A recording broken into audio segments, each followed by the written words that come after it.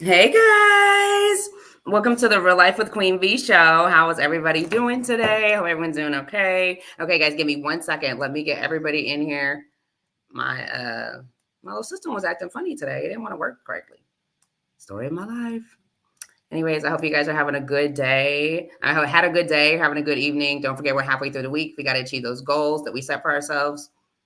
Don't forget, manifestation is real. Why is this beating like this with me, guys? Okay.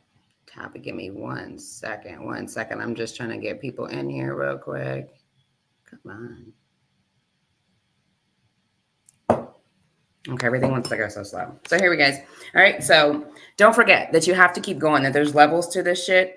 And that only the strong survive. So the more elevation that you come across, the more you have to, go through those hard times. That's because you're closer to reaching your goals. Okay. So don't forget that elevation does require, growth and those hard times. And speaking of hard times and growth and elevation, I have a wonderful queen. She has started from the bottom. Now we're here. Like I've seen her like literally grow, and it's not always been like, sunshine. She's had those times where it's like, oh my God, what am I going to do? And then it's like, oh my God, I made it. So I definitely want to hear her story and how she began and, how she became to where she is today, because she is really dope. And that is her brand. I am dope. Let's welcome Stacey. What's up? What's up? What's up? Welcome. How are Hey, you? hey, sweetie, how are you? Good. It's been a long time. I know we've been trying to plan this little for what, a Forever. year Okay. So tell at the everybody where you're least.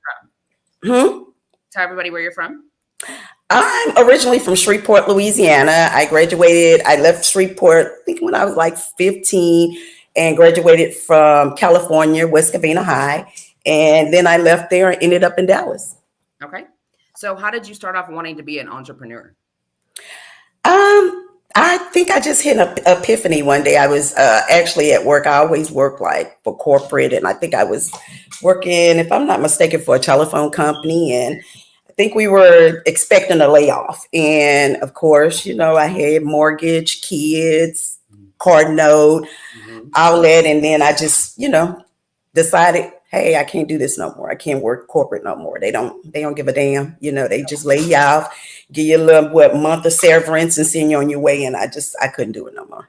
So how was the game plan when you decided that you were going to transition from like this 9 to 5 where it was security to I'm going to jump in and, make my own money? Did you just jump in? It was actually I guess I can say two phases. I left corporate and I went to college, to nursing school.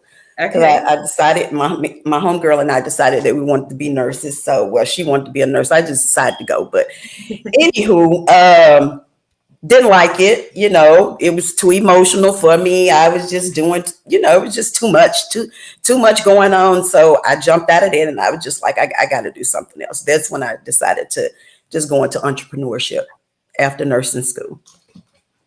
Okay. And so spill the beans. How did it start? Because in the beginning, you weren't just like, just how you are today. Like it took time, it took knowledge, because being an entrepreneur is not a walk in the park. Either you got it and you got the motivation and the consistency, or you don't. Right. And I think that's what a lot of people miss as far as being an entrepreneur. They think it pretty much settles on what you sell. No, honey, it has to do a lot to do with your personality, and you have to be humble. You have to be willing to listen. You can't know it all, and that's a lot of parts or reasons why a lot of people fail. They don't want to listen. Of course, it's your business, it's your baby, but of course, you hold it personal. Somebody on the outside, they're letting you know, hey, this is what you need to do differently. This is how you can make it work. This is how you can't. But, pretty much, I just jumped into it. My brother started rapping. And out of coincidence, it's funny because my sister-in-law and I went up to K104. Okay. My cousin Chico, he and Bebe are like best friends. But anyway, he had no idea we was going up to the radio station. So we just walked up to the radio station. We was like, hey, Bebe, we need you to listen to this song or whatever. So of course he like, dang, I don't just listen to people music like this. Why y'all come up here? What made y'all do this? But make a long story short, he listened, he took the time, and Bebe listened to the song, and then he came back out and he critiqued us. And he was just pretty much saying, next time you know, that you come have the street buzzing so much. Don't come to me, make me come to you. So that made a lot of sense to me. So that's when I made a detour and I started doing it, hitting the streets, just marketing and hitting the streets and, you know, doing it myself. You know, I didn't need a celebrity. I didn't need a yes man. I didn't need nothing. I put on my boots and strapped them up. And I just took off. It took off. Okay, so when did you stop rapping? Did you continue rapping or did you say? It was my brother. I never rapped. I did it for my brother. My brother, he wanted to rap, so he made a song, and my sister-in-law took the CD up there and gave it to Bebe. But no, we was just his manager. You know, I started managing rap artists before I even got into the clothing line business and different things that I do. So that's how I really started. So did the rap industry and having labels and putting artists on, did that drive you into something different because it can be a little bit like over there, or you just wanted to branch out and do something different? Actually, no. Managing artists is hectic. It's a lot. And I think because I did showcases first, of course, everyone knew it was an I Am Dope showcase. And, you know, from Louisiana, I took it from Louisiana. We went to Houston. We went to a lot of different areas. And it was just, I don't know, I think it was somebody, I had some shirts made just to represent the movement or whatever. And someone just came and was like, why you don't do a clothing line? Do you know what I Am Dope could represent? And I was just like, you know what? You sure right. So I just walked away from managing artists and I just jumped into something I could flow. And don't get me wrong, managing artists is fun as long as you have someone that is willing to go out and put in the work.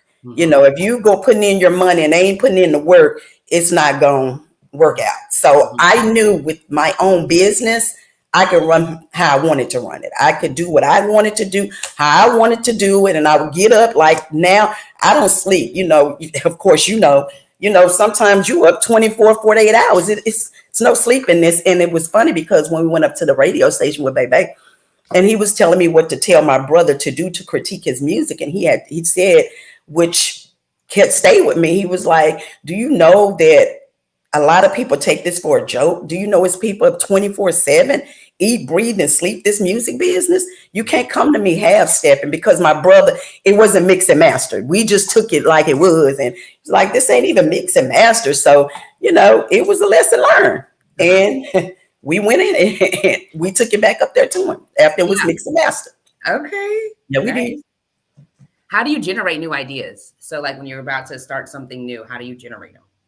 You know what? I just think that it's guided by God. I don't really have a way to say that I walk into ideas. I can actually say I could be strolling on Facebook. I could be walking. I could meet someone and they can just put something in my ear and be like, "Hey, you'll be good at this," or "You'll be bad at this," or "You need to do better at this," or you know, different stuff. And I just roll with it. You know? Yeah, for sure. Okay, and so what qualities do you think successful entrepreneurs share? Like the ones that are all successful? I definitely had to figure this out the hard way, which I can say for myself. The only way I think you can be successful, you have to be organized. You have to be organized. You gotta be on time. You gotta have your ducks in a row. You can't just step out and think it's gonna flow. It doesn't. You're going to be all over the place doing a whole lot of nothing. You have to sit down and you have to get organized. And then when I say organized, I mean even family organized. You have to have the kids situated where they have to be in bed at a certain time where you can focus, because you can't focus with the kids. You might think you can, but you can't. So you have to like have it structured. You have to be structured. I was all over the place. I was everywhere and it drove me crazy. But I'm structured now. I finally got it together. Was it hard to become structured and have that discipline? Did it take you a while?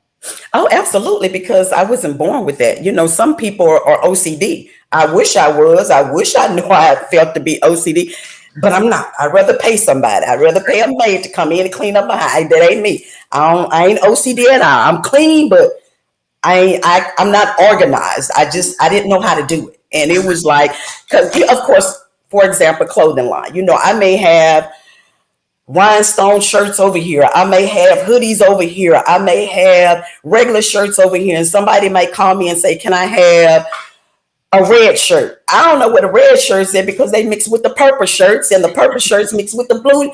And I'm like, what the hell? Yeah. Then you might have events you have to go out to. So I'm packing, hoodies when it's summertime. Ain't nobody gonna buy no hoodie in the summer. But I had to learn. So, y'all, you'll get it.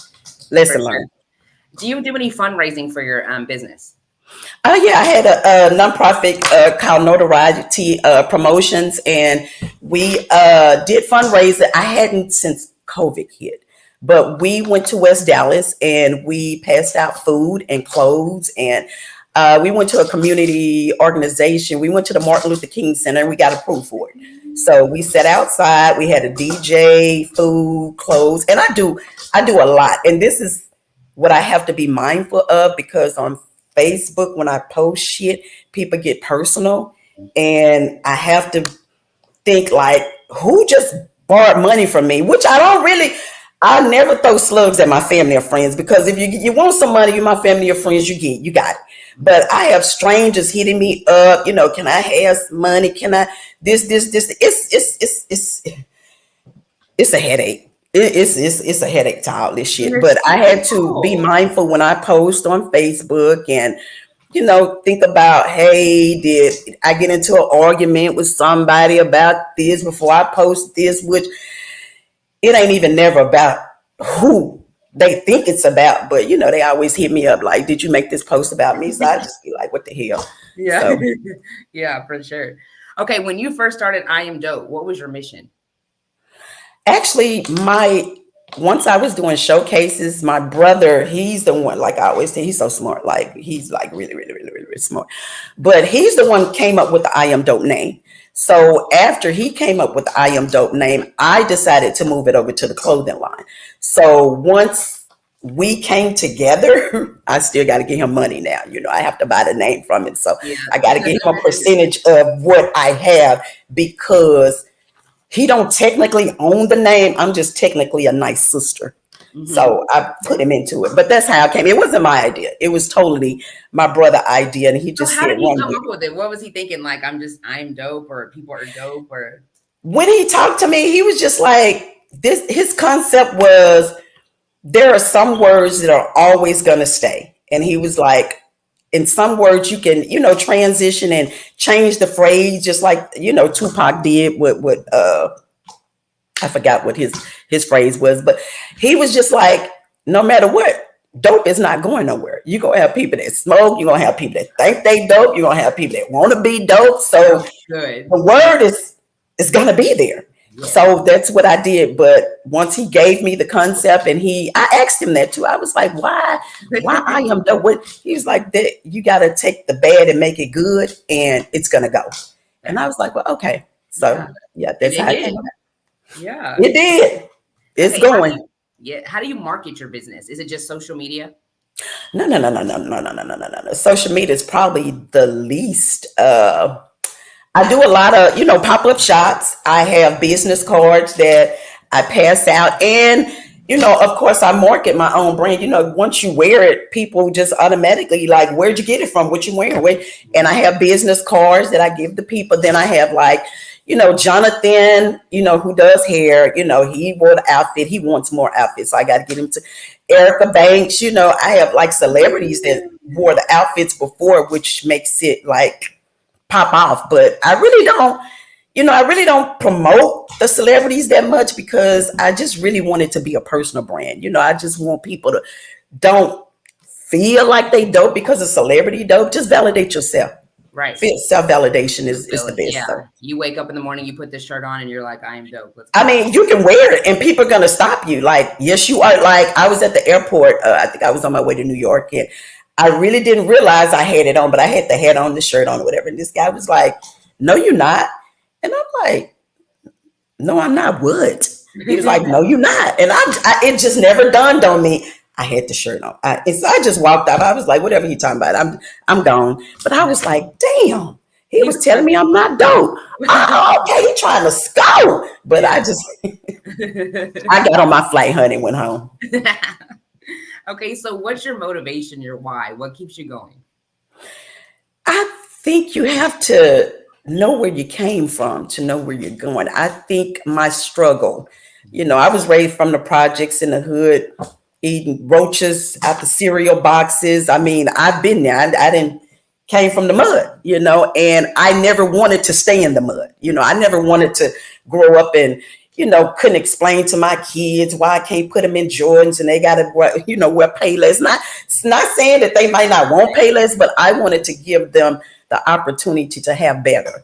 And I just, my mom, not saying anything bad because, back in the day, they didn't have the motivation that we have today. Today, you got to have it. You don't have a man standing beside you, helping you with these kids like they did. You don't have a grandmama helping you with your kids like they did. You don't have aunties taking you out. You don't have nobody. So you got to motivate yourself. Gotcha. You got to. If you don't, you're going to drive yourself crazy. Huh. Nobody wants to help. I don't know. I don't know what happened. I don't know what the word was. And if you even look at some of the elders, like, I don't know, I kind of woke up more when I started doing life insurance and talking to the people enrolling in, and they're like 75 years old and, or 65 and they're retiring. And they're like, Victoria, I'm only getting like $1,500 a month. And I'm like, so what did you do your whole life? Or I was a teacher, or I worked in the school district. And I'm like, and all you get is $1,500 a month for the rest of your life.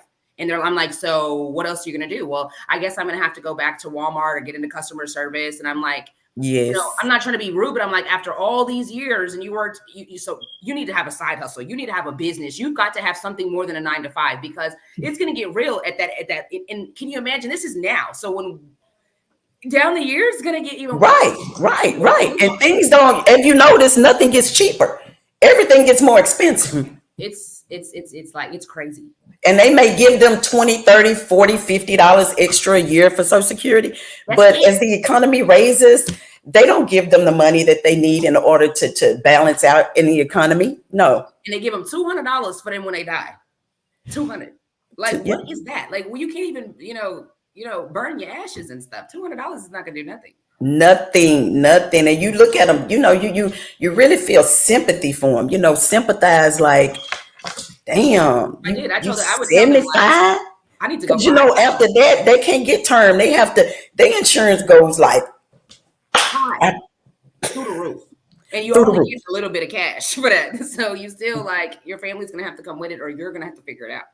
Right. Like, they are all like, taking pictures all day. They want to do this and that, and smoking and drinking and partying, but they don't have none of their stuff in line. And then when they become older, they're gonna be like, why, with all them cigarettes, all this that I bought, and I didn't think about getting me the policy. I didn't think about getting me a side job, investing in myself anywhere. You need to have some residual income when you sleep at night at 65, 70. That's right. But that's where that's where the parents messed up. My kids don't have a choice. I'm in their asses. I stay in my daughters. Get up, put your money back. You need life insurance. Now I help them. But I don't, a lot of people feel like I take care. No. If I die, what are you going to do? I can't take care of you just because I got it. Right. You got to take care of yourself. And when I die, you will just have more. Right. But I'm not going to take care of you while I'm living. I'm not going to do it. No. I help you, but you got to fend for yourself. Yeah. I'm one of them parents that, I don't. Because it's going to be hard when you're not there. So then what are they going to do? Right. And I tell them all the time, live like I'm dead. It might sound mean, but if you live like I'm dead, you're going to always survive. Yeah. You're going to stop leaning on me. Live like mama's not here. Yeah. And you're going to make it. You're going to make it work. You're going to figure it out. But I really feel sorry because y'all don't really have the help like we did. Well, I didn't, but I just, y'all trying to figure it out. Yeah. Well, different. Life is real different for us. It is. And it pisses me off when the older people have so much to say about y'all generation, baby. They are fearless. They live and they figured it out. They jumping off the porch. Y'all ass stayed on the porch. That's why the shit is how it is. Had you jumped off the porch too and tried, then they wouldn't have to, do so much. But everybody needs help. I don't care if you a mama, a daddy, a dog, a cat. Everybody needs help. Mm-hmm. It's okay to babysit. It's okay to babysit for free. It's okay to keep the kid. Well, like, what's the problem? You hear me? It's okay to do whatever job you need to do, whatever you need to do to make a dollar. You know what I'm saying? It's fine. Just make sure it's legal and you don't have a setback, but you need to be making some money. Right. Get it how you live. Get it out the mud. Get it how you live. Yeah, for It's sure. out there. I be telling people all the time. You listen. If anybody on here that decide to do the illegal way, that's your business. But I promise you, you will make more money selling socks than you will selling this shit on the street. It's just and it's legal. I'm telling you, got a million. Get your website. Put it on. You can even, you really don't have to do, ads. But get you a website, get you some business cards, walk around, pass them out, and run all your traffic to your website selling your socks, honey. You will make way more money because when you sleep, people buying socks. You got to wear socks. If you don't wear socks, your feet stink. So you got to wear socks. That's a good Just idea. sell socks. He said, I'm telling you. I'm telling you. I mean, she's telling you. I'm for real. I only speak about shit I walk in. I stand in this. I only talk about if I know. If I don't know it, I ain't gonna talk about it. But you can make way more money out here doing something like even shit, selling t-shirts. You ain't gotta be a clothing brand. You could just make some t-shirts that say whatever you want the t-shirt to say, as far as like what Megan just dropped, and a lot of times they're gonna go back and they're gonna try to hit you for copyright, but you already be made your money. But those, the slogan that she's saying in her clothes, I mean, in their new song, make some shirts up, put them out. They gonna buy them. They sure will. They gonna buy them. Until she find out, she gonna hit you for copyright because you can't, you can't sell anything that she's saying on her song. But hey, get up and go get it. Facts. So, what is your purpose? Is it your children? I think my purpose is probably deeper than my children. I think my purpose is God's validation for me to service other people. My children are okay, and well, let me say, I think they're okay because they get in my ass. We argue all the time. People think me and my kids get no. We go at it. But I think that I love them enough. I taught them right from wrong. I shelter them.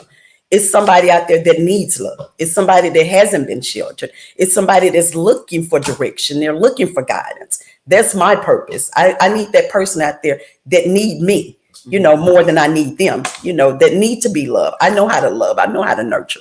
That I did learn growing up in my life. So I can give that. So I think my purpose is bigger than my kids. I think it's past them now. It's to the next person that needs validation, need to be dope. Do you think that you would ever help somebody so much that you would adopt them and bring them into your home? Oh yeah, I adopted my cousin. I adopted him when he was 6 years old. My daughters are not the only one. I have 3 daughters, but I adopted. His name is Lamarcus. My aunt that passed last year, that was his son. I raised him. He stayed with me until he was 18. He legally adopted. I went to court and I adopted him. Yes. Okay, nice. That's what's up. Okay, so do you feel like your calling and your purpose is a gift? Yes. I do because I sit back and I think like, why does because business is business. It doesn't matter what you're doing, whether it's a podcast, whether it's t-shirts, whether it's perfume, business is business. And you have to sit back and think, why are some people not moving as much as you are? And why you are not moving as much as you are. So you got to really sit back and think about your purpose and what you have to do to get where you need to be, basically. So I've gotten it. I know, but it didn't happen overnight. It took a minute. It took a minute, child. Where do you see yourself in the next 5 years? Oh, 5 years. Well, I know I'm gonna be rich. I know I'm gonna be a millionaire. I don't know how many million, but I definitely will be a millionaire in 5 years. And hopefully, because we doing our you came to our woman convention. We're doing this June the 30th. We're gonna do another one. So I'm hoping in 5 years it just blows up so much that everybody's talking about it. And it makes women feel something special when they come. Like, I gotta come up with something this time. When you guys come, because it's gonna be a lot of people, we're gonna sell out this time, most definitely. But I'm coming up with a concept to see what I can do to make you feel important. Because not to say men can come too, but as a woman, you have so much You know, you have so much. Sometimes you just got to let your hair down. Men have a lot too, but I ain't no man, so I really can't, because I ain't got no baby mama drama, nothing like that. But y'all have y'all problems. So I'm trying to work out a men conference. I just don't see men coming to a conference, you know, like women do. I was just going to say that, like women do. Yeah. Yeah. For sure. Okay. Do you believe in manifestation? Yes. Yes, I do. Do you manifest like every day, or is it like once a week, or when you feel like you're just really trying to reach something? You know what I do, which is different, but because I'm different, I think different than most people, and you know, and I emphasize my difference. Some people may say I'm slow, but I think I'm real fast. But the universe is a living universe. So what I do, I go outside and I walk. Like people work out. No, I got to go feel the earth. I got to go feel the trees. I got to go feel the flowers. I got to, you know, the air in your house doesn't smell like the air outside. So I like go outside, and I may walk an hour or two, a week or two, but that's what I do. I get up, and that's how I manifest. I go and I talk. I talk to nature. You know, I'm always talking to humans. So I'm talking to the trees. I'm talking to just the universe. Like, I love you. Like, without you it would be no me. Yeah. You know, without this tree that's sitting in my yard, I wouldn't be breathing. So I like to go out and give back to the universe. Do you ever walk like barefooted? You know, like yes. But I was telling my daughter, because they didn't know, but what I really like to do, which between me and you, but I go outside and I hug the tree. But I like to hug it naked. I like put a robe on at night, and I just go and I hug the tree. I mean, I just don't feel you can get no closer to God or the creation. I mean, it's just like the feel it when you feel a vibration. I don't be wanting to let the tree go, but that's my manifestation. I go out and I have nature. I deal with nature. Okay, so do you like to go camping then? Like, if you're outside and no? I've never been camping, but I'm sure I probably would like to go camping. I've never been camping, but that would be fun. You've ever been camping? No. Yeah, we should go then. Yeah, we got to make sure we get some marshmallows. Yeah, we should. Okay. How do you stick to your goals? Because life is always moving. And so it's like you have to stick to your goals to elevate. So what makes you stick to them? Failure is not an option. And failure to me is not failure from me, but it's the people that are looking at you to fail. If nothing should motivate you more than a person looking at you as if you can't make it, you can't do what you are supposed to do or meant to do, then if that can't motivate you, I don't know what else will. But the one thing that motivates me, all you got to do is doubt me.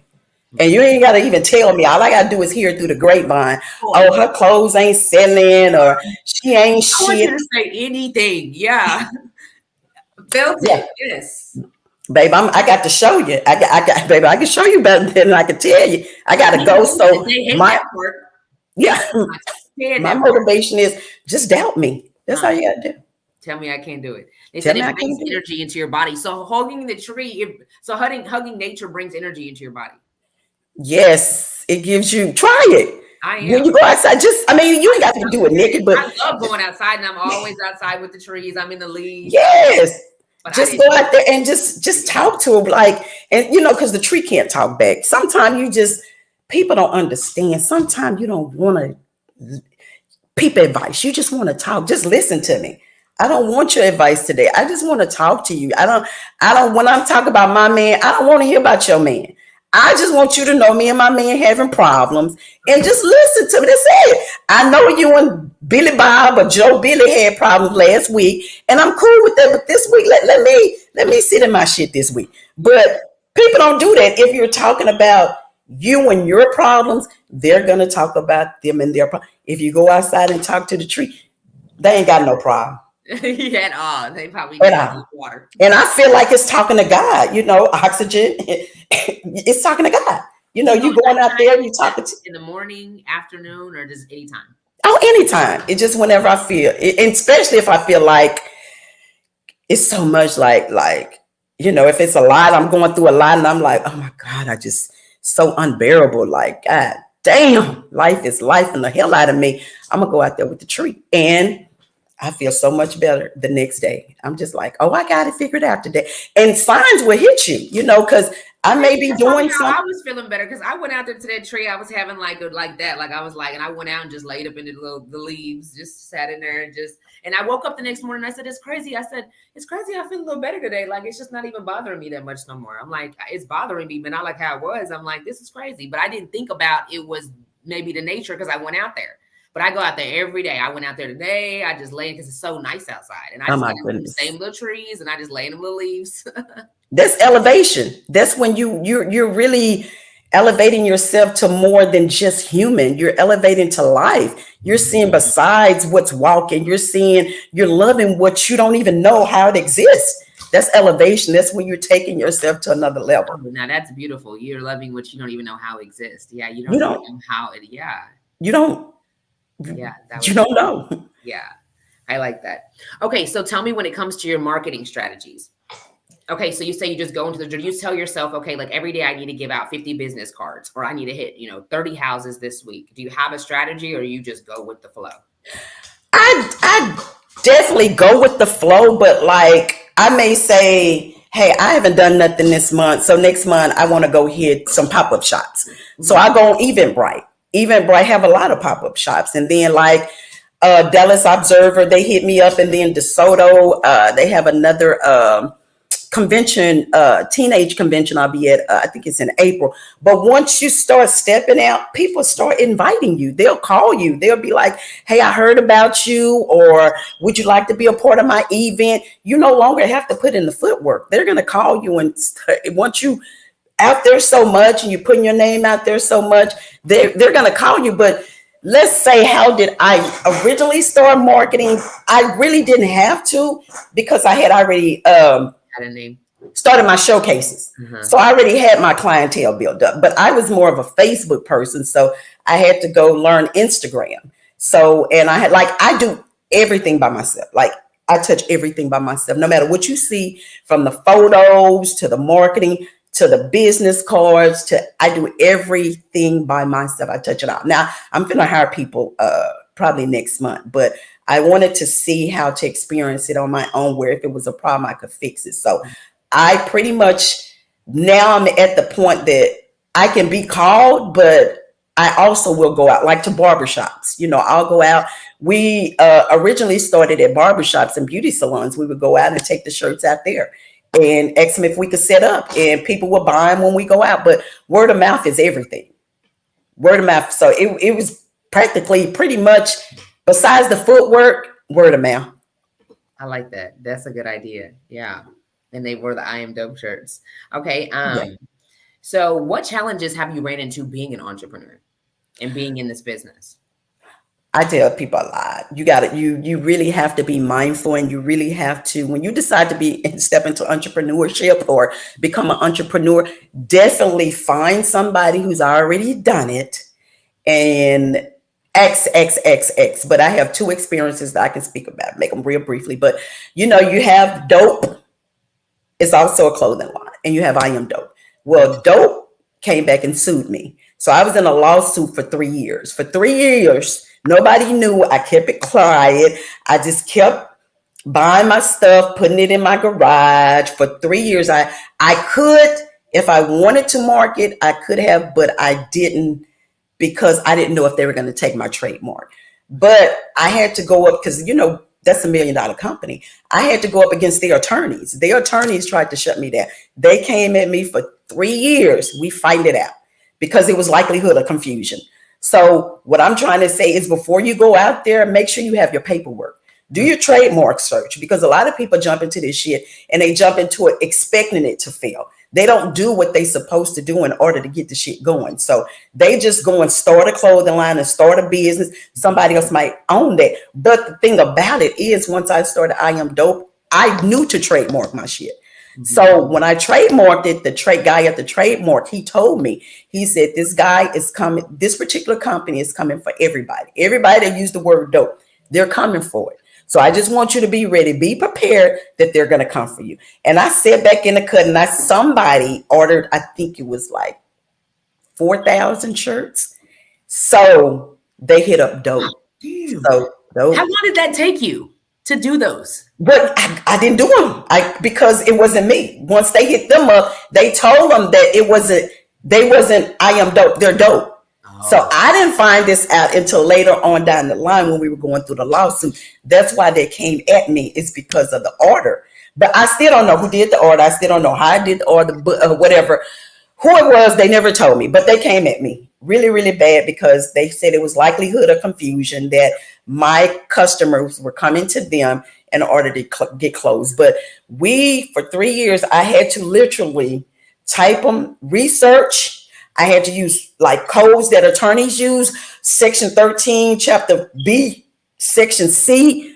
Oh my goodness. I had to go head up with attorneys finally, they just came. It was last year when I started really marketing last year, they finally came to me and they was like, we're done. Cause I came back to them and I said, well, if you're going to sue me for using the word I am dope, I'm going to come back and sue y'all for using the word dope because dope is a generic word. You should have never got to trademark. Red, green, purple, you can't trademark that. So whoever gave it to you, they shouldn't have gave it to you, but that's cool. But once they really realized how intelligent I was, they was like, okay, we done. Yeah, we can't mess with her. Yeah, you can have it. Yeah.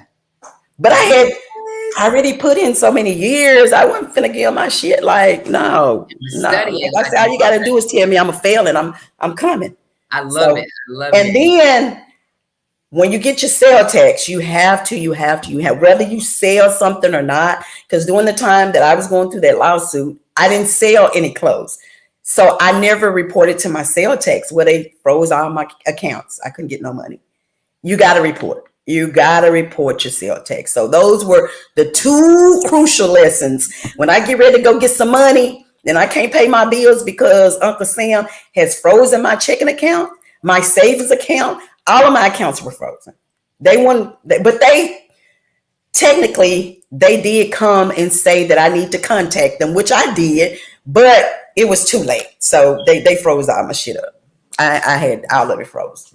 So I had to go get money until they unfroze my account, and they didn't unfreeze it until I handled my paperwork. I had to pay them what I owed them. So that was another lesson. Oh my goodness. So how long they just wait? It was just a year that you didn't file? And they did that, and they did your checking account and stuff like that. Yes, yeah. Actually, you have to either file every 6 months, or no, every 3 months or every 6 months. So I think it was like a 6 months, and then they notified me and say, "Hey, you didn't file." And then it was 6 months later that they were like, "Okay, well, we finna get you." So they got me. They shut it down, and I didn't know they could do that. I did not know that they can. Yeah, they can do it. They did it. I mean, imagine, you wake up one morning, you can't feed your family. You trying to go to the grocery store and your shit is, and you calling them like, damn, y'all froze my account. Yeah, we did. You ain't pay your sales tax. Okay, well, shit, take what you want and just let my money go. It ain't like that. They freeze your whole account. They not just gonna freeze 4,000. No, they freezing everything. Oh my gosh. Yeah, you got to make sure. The IRS would do your own taxes and tell them what you owe them. Then you can file a zero tax form. Not on sales tax, you can't. Sales tax is quarterly. It's either quarterly. They can even take your IRS refund too. Oh Lord. Who gonna send your refund? No, she's saying that when you file your taxes, they'll take the IRS. The IRS will take your refund too if you. Oh yeah. Yes, ma'am. Uncle Sam don't play, baby. They don't care if you got 25 cents in their checking account. They freezing your shit. They don't care. How long does it take for them to unfreeze it? You have to go through all of those steps. Yeah, I think it was like 3 months.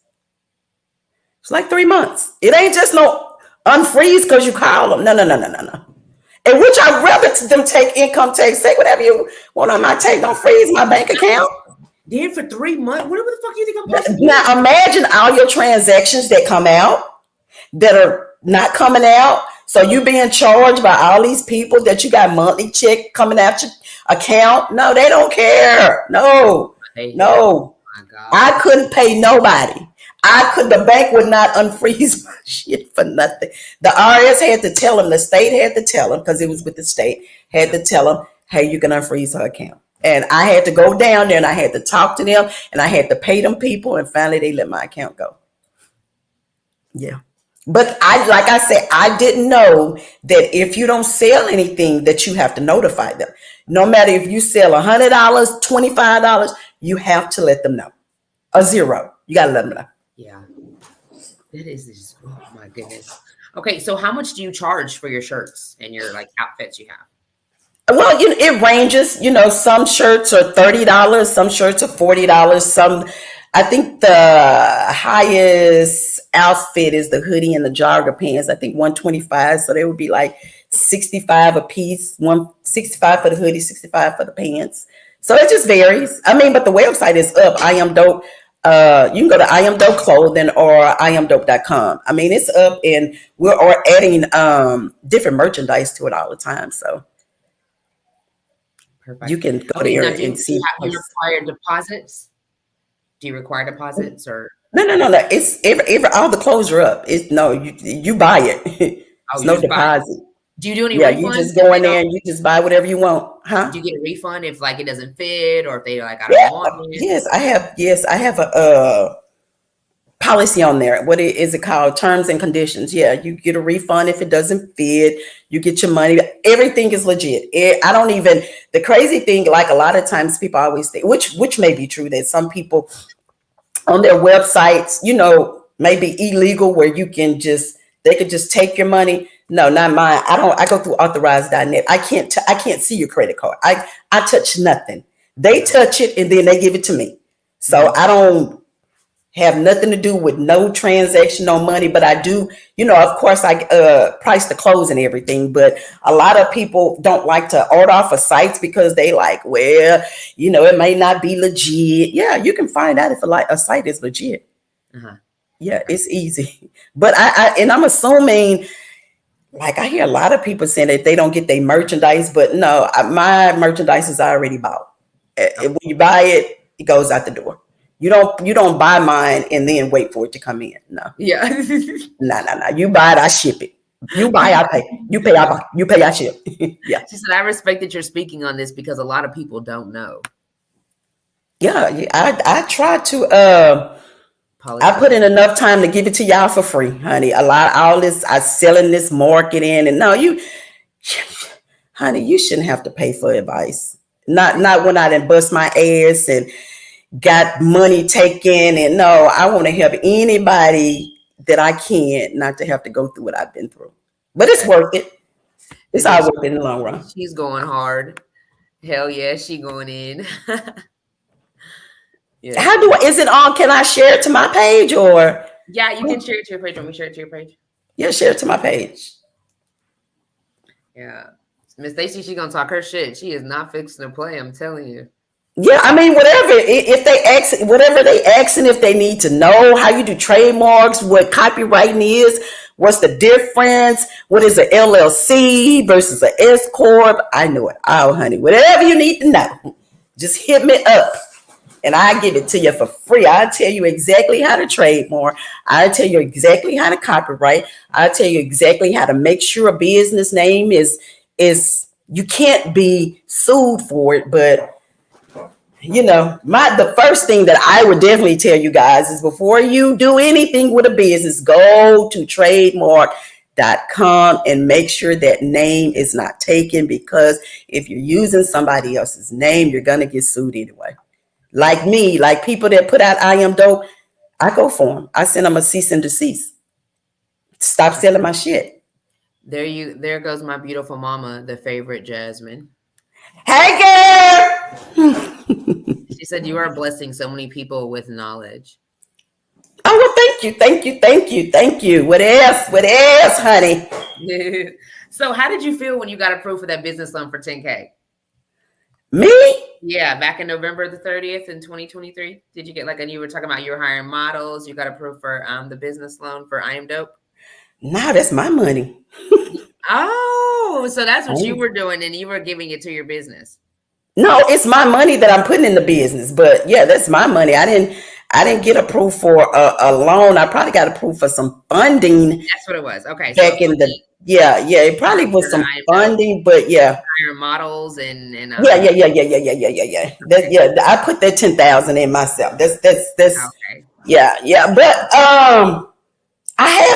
I've never gotten approved for a business loan because I've never actually tried to get a business loan. But I did get when COVID was hit, I was able to get the SBA loan, and I think it was 50,000, and they gave me at I think it was at a 5% interest. If I'm not mistaken, I think it was 5% interest to pay it back. But SBA, you can get an SBA loan easy, as long as you have a business, and of course you got to have your tax ID number. You got to make sure your business is legit. You got to have your tax ID number in order to get a bank account. You can't get a bank account unless you have so much. You got to have everything in order. So once everything was in order, which is crazy because the SBA, they're going to pull your tax return. You cannot get a business loan with the SBA without them not pulling your tax return. So they're going to do their due diligence. But you can get it, just when you file your taxes, just file your business and they'll give it to you. But that was, baby, that money been long gone. Ain't no telling what I did. She said, go to the courthouse and get your DBA as well. Right. That's the first thing. That's one of the first things in your city. If you want to make sure that your business is legit in your city, then you definitely go in your city. But a trademark is not city. A trademark is nationwide. So there's a difference. You can go in your city, but if you don't go to the trademark as far as making it California, Texas, Louisiana, New York, it's only going to apply to the city, the state that you're in. Or the city, could be the city or the state that you're in. So you have to go, if you plan on selling outside your state, you have to go get your trademark. And your trademark is going to cover anybody in any of 52 states that come at you. They can't touch your business. So I would definitely say, and the trademark ain't but $250. I would say do the trademark regardless. Got to. Yes, everything I have trademarked. You can't touch me. Yeah. I mean, and you know how good that feel though. And then, but like as far as like the designs on your clothes, you have to get them copywritten because people steal people designs. So every design that y'all see me drop on my clothes, it's copywritten. So when I see somebody taking my shit, I'm coming for them because I put in too much time to give it to anybody. But every design that you see where you can't get the name is trademarked because it's a name. But if it's a design like the I am dope that I got IAD, that's copywritten, honey. You can't take it. Did you make that? I know I have a graphic. I've never not made a design. I ain't made not one design.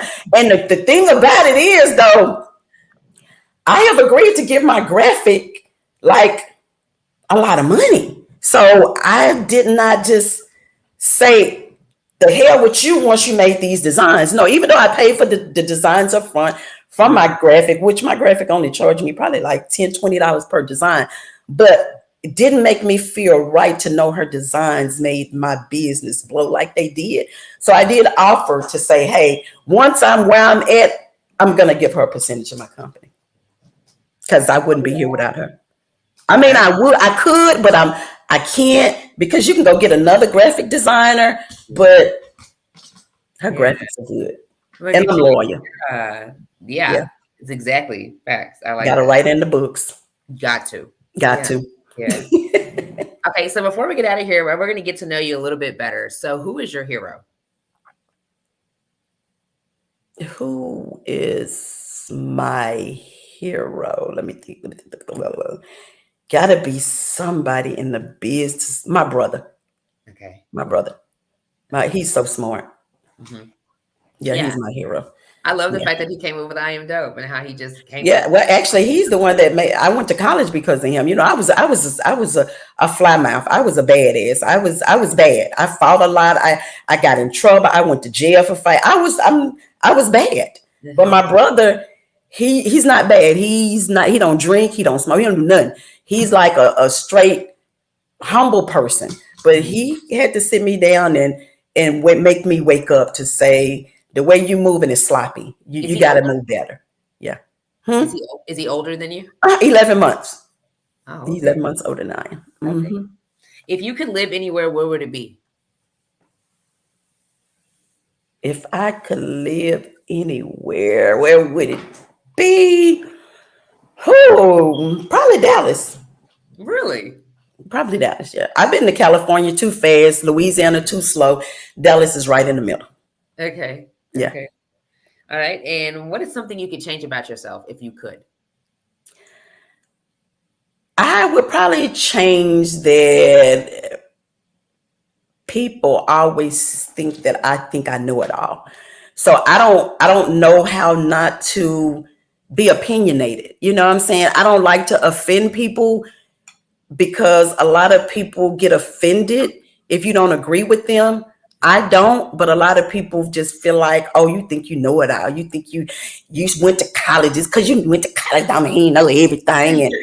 And but just because I went to college don't mean I don't either. You know, don't knock me because I went and got more educated. So yeah, that would probably be. They always say that I think I know everything. So it is what it is, though.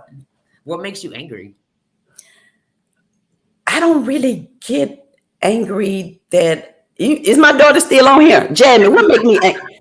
The hell make me angry? Probably them shit. Probably my kids doing. I don't really messing with my kids. You know, my kids are good kids. They really really good kids. So if but they got fly mouths, so I just really don't like people to take too When far. she hungry?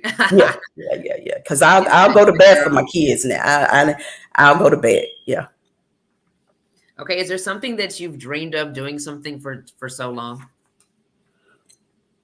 The only thing that I probably dream of doing for so long is just handing out money, just random people, just hey, what's wrong today? Why are you looking like this? What can I do? Here go $10,000, baby. Is they gonna take care of your bills? You know, it's just so many people struggling. It's just I just want to help everybody. That's probably gonna be my downfall. I'm probably gonna go broke, but it is what it is. Uh-huh. Oh, yes. What's the greatest accomplishment of your life? Owning a business, running my own business, because it's so many times that I've wanted to quit because it's overbearing. It's a 24 hours. Like I'd rather going to work 8 to 5 is a hell of a lot easier than running your own business. It's people, you can't even tell people what happens because you have problems all the time. Just like even with my website, on my website, people in different states, I was looking because a lot of orders wasn't going through. I could, you can look at the back end of your website. A lot of orders wasn't going through it. It's called conversion. And I'm like, why are they not converting? Meaning, why is it just sitting here and these people are not checking out? Well, on my website, I had flat rate and free shipping. I had flat rate shipping, then I had free shipping. Well, it was messing up the site. So no orders could ship out on the West Coast. So I lost thousands and thousands of dollars. But I should have tested it before I started marketing. So that was my fault. But yeah, that was a lesson learned. He says, don't give 10K to the wrong person. And I mean, if I do, that's on them. Whatever happened when I don't never ever when I get somebody money, I don't never ask for it. They can tell you right here while I'm on live, I never ask for money back. If I give it to you, I'm not gonna ask for it back. If you give it back, you'll get it again. If you don't, I'm never gonna give it to you no more. But I'm never ask people when I give money, I never say what you want it for. That ain't my business. Whatever you want it for, You're a good person, because a lot of people be asking, what is it for? As if they gonna tell the truth. Like, like you asking for what? Your pride is already fucked up because you asking for money. So why am I gonna humiliate you more and be like, what you need it for? No, here you go, shit. Bye. Yeah. Come back. Is that enough so you won't have to come back? That's the only thing I'd be like, don't keep asking me for money. If you want it, I'm gonna give it to you. Ask me for what you need and go on. Don't come back and ask me for no more money. But yeah, I don't care what they do with it. Nah, don't give motion to evil people. Well, we don't know. I don't think you would know that they're evil. I mean, you wouldn't just be giving it. And then if they are evil, it's a lot of people that are evil. Yeah. And smile every day. You Man. have no idea how You they would be surprised too, because they can play it like as if they just wholesome and holy and spiritual. for And real. the whole time you be like, damn, you like the devil himself. For real. For real. For real. Like And like, if people only knew, it's sad. It's baby, sad. the most evil people are the ones that smiling in your face, honey. Huh. They're really the ones that be the most evil. So you really don't know. But I don't. That man charge. I listen, but I never give away what I can't afford to. So if I give away 10,000, that means I could afford to give it away. So I don't trip about no money. Let's see. If you had a crystal ball and it could tell you 3 things about your life, it could tell you about yourself, your future, or your life, which one would you pick? My future. Okay. And you wouldn't be nervous to hear about your future? Nah, I have to deal with it. Yeah, you said I had to deal with it. Yeah, whatever comes. Yeah. Yeah, I would want to know about my future. Okay. Would you like to be famous? You know what? It's crazy because my sister-in-law and I talk about because well, let me. I have to really be mindful when I say shit, but I really only talk to people that are really intelligent that we can sit down and agree to disagree. Because some people you just can't agree to disagree with. But we were talking, and I told her that I would want to be famous, and she said, "No, I would want." You know, she just wants the money. She don't care about the fame, and I had to let her know, but. The fame brings you money. If you're famous, money is going to follow. If you're not famous, how do you get to the money? Right.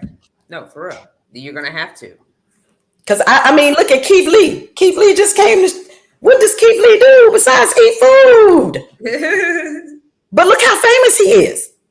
Keith Lee does do nothing. My taste buds are different than his, so why am I going to run to a restaurant just because he say it tastes good? But he does nothing, but you got to give him his props. That man is a marketing genius. Whatever he did to make our millions and millions of followers just by tasting food, damn. I'd be mad when I don't think of stuff like that. Man. Okay, so what is something that is too serious to joke about? Something I don't know because I joke about everything, man. Nothing. Yes. What would be too serious to joke with me about? Probably my money. Yeah. Probably my money. Yeah, because when I want to go shopping, I want to go shopping. So I don't be taking money on my account and be like, you ain't got no money because I shop. I shop a lot. I shop every other day. So I have to shop. That's therapeutic for me. Oh, you do? So like you got to shop every day. You shop like once a week. Yeah, it's my kids. I shop at least every other day. One of them said something about shopping in there. Mm-hmm. Yeah, I shop at least every other day. Every other day. But I have but let me put it out there. I got 8 grandkids and I have 3 kids. So I'm not always shopping for me. I was gonna say that. Yes. I may be shopping for the grandkids or something, but shopping is therapeutic for me. I have to shop. Okay. And you shop like at the mall? You shop everywhere? Or is it just certain places that you shop? No, I go everywhere. I tell people, I don't have to spend a lot of money, but I have to shop. I'll go to the Salvation Army. I'll go to the mall. I just gotta go shopping. Have you always been like that? No, probably my mom. I was poor. My mama never bought me nothing. And I think that's probably a curse though, because it was always no with her. Whatever I no. That I just became a yes person. Yes. Every time I yeah. My grandkids, yeah. Of course, unless it's something that's going traumatize them. But yeah, I've always been a yes person. It's hard for me to say no, but I will. But the bad side part of that is I will walk away from a person and never look back. I'll if you walk over me, I'll go and I won't talk to you for a long time. It don't even bother me. I just keep going. That's a bad curse though. Mm-hmm. You just said it's just a bad curse. Yeah, that's bad. Yeah. You at some point you got to be forgiving, Yeah, for sure. Okay, so do you have any new projects coming out? Anything that's new coming out that we could be on the lookout for? Well, just well, I'm coming up with the podcast. Say That Shit Stay. Yeah. We've already went and did the DBA to it, and trademark is in the process. So I can say what it's gonna be. Say that shit stay. It's gonna be probably within a couple of months because I'm still working out the odds and the ends of the clothing line. So, but that's pretty much it. We're coming out with the clothing line, and then we have like collections. We have a lot. Like I have, boy, I guess you can cause bullshit you not. I probably have about 30 more designs to drop. Yeah, they just sitting back in the vault. Yeah, sitting back in the vault. So we're gonna drop them as collections. No, I like that. That's what I was saying. I like that. Say that shit stay. I like that. oh, say that shit stay. Yeah, it's gonna be say You that made shit. that up? Did you come up with that? Yeah, I came up with that. Yeah, I came up with say that shit stay. Yeah, I bought it. It's ready to go. I just hadn't had time to record and stuff because just like you, I'm proud of you. I'm so proud of you. But now that you're moving up, what can we ask you questions too? Yeah. Yeah.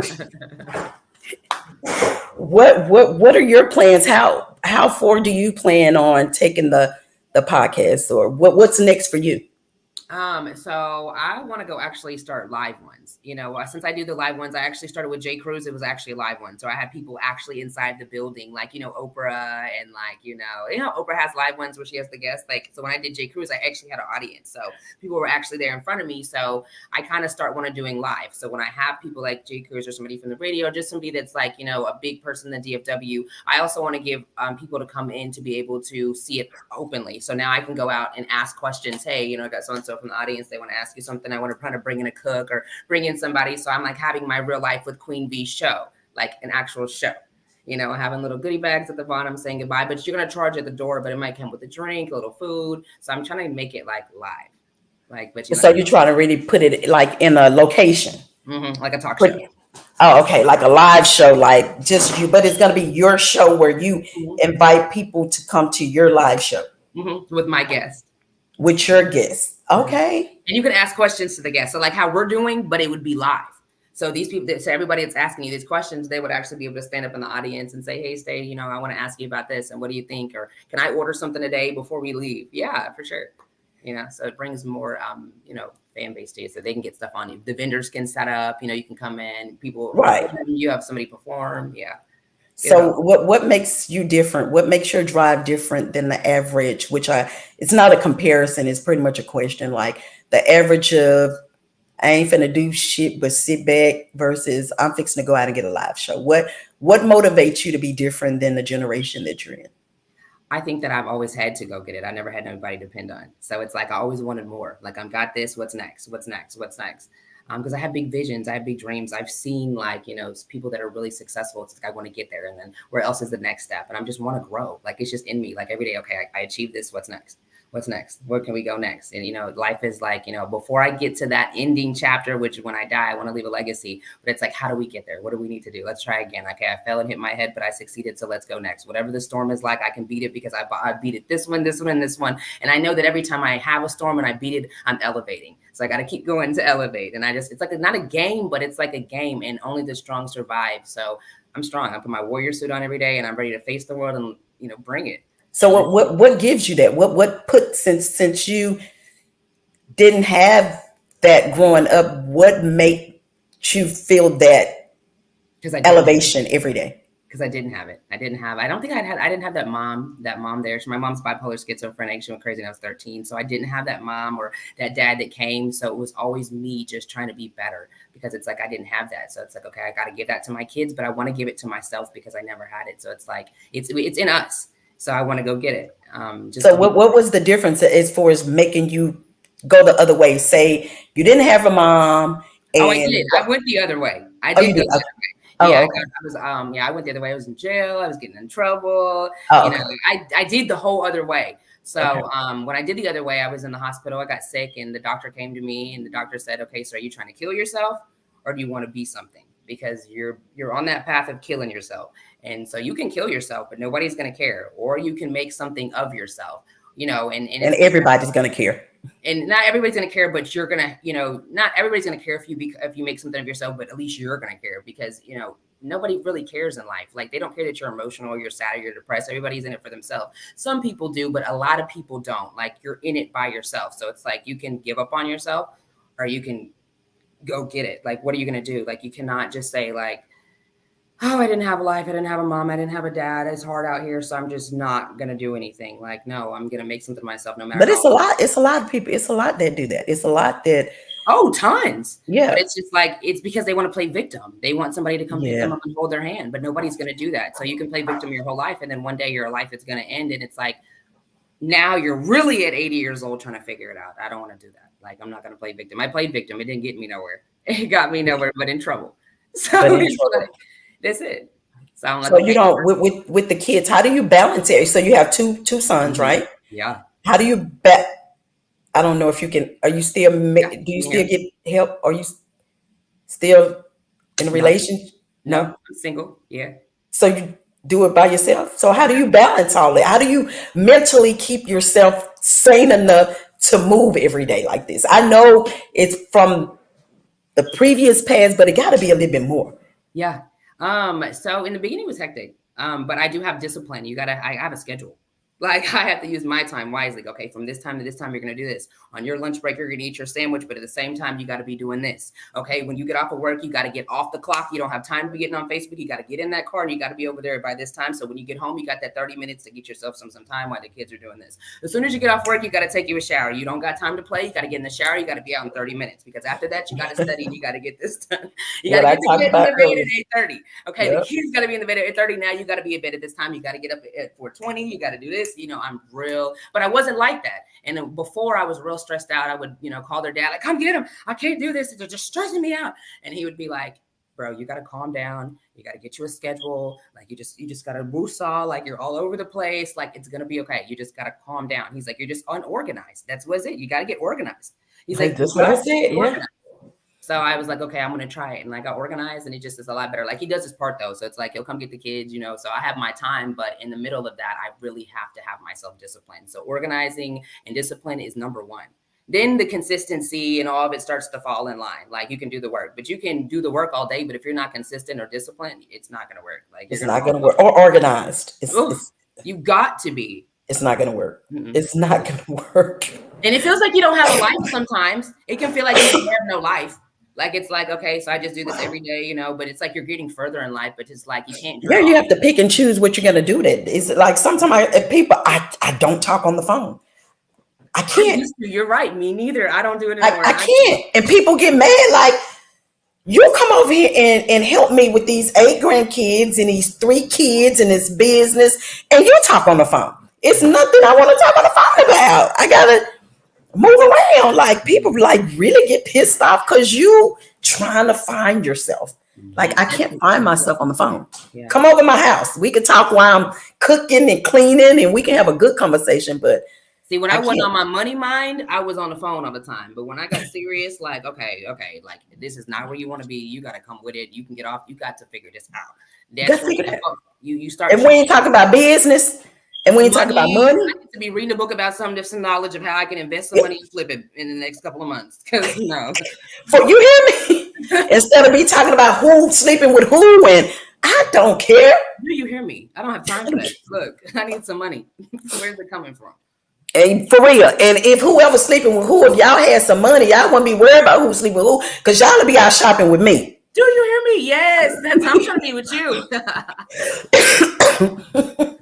All right, Miss Stacey. Well, I do have the next person coming in. It was a pleasure talking with you. You also. I am so proud of you, daughter, and keep up the great work. And I'm invite you on my podcast. Yes, and I need to come be the model on. Well, I'm gonna have the 10,000 video shoot is coming up. I think I'm probably right before summer. I'm invite you out. Okay. And I'll get you an outfit. And you can come out and do it. All righty. Love you, chick. Love your daughter. Bye. Okay, bye-bye.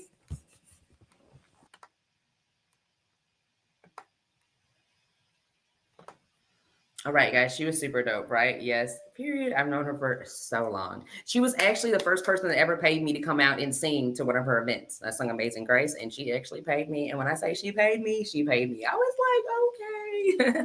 Anyways, you guys, let me see. She says, I don't want any. I don't even want company at home. LOL. We can talk while we're working after work. Leave me alone. Yeah, it'd be like that, especially when you're going and going and going. Especially entrepreneurs. Like I don't know, because you don't have a schedule like an 8 to 5 or you know what I'm saying. Like entrepreneurs, you work when the money calls. So I can just only imagine like. I kind of want to go back to like being young, you know, because Lord, this adult stuff is kind of like. All right, you guys. Anyways, we do have our next special guest coming up, and he is so dope. He raps, he does graphics, you guys. He's a producer, but he also went through life too, and he had a tragic moment, but he really overcame it, and he did a really super good job about it. But I definitely want to know more about it and what happened and how it transitioned his life and did it affect him in any kind of way because he is still pushing every single day.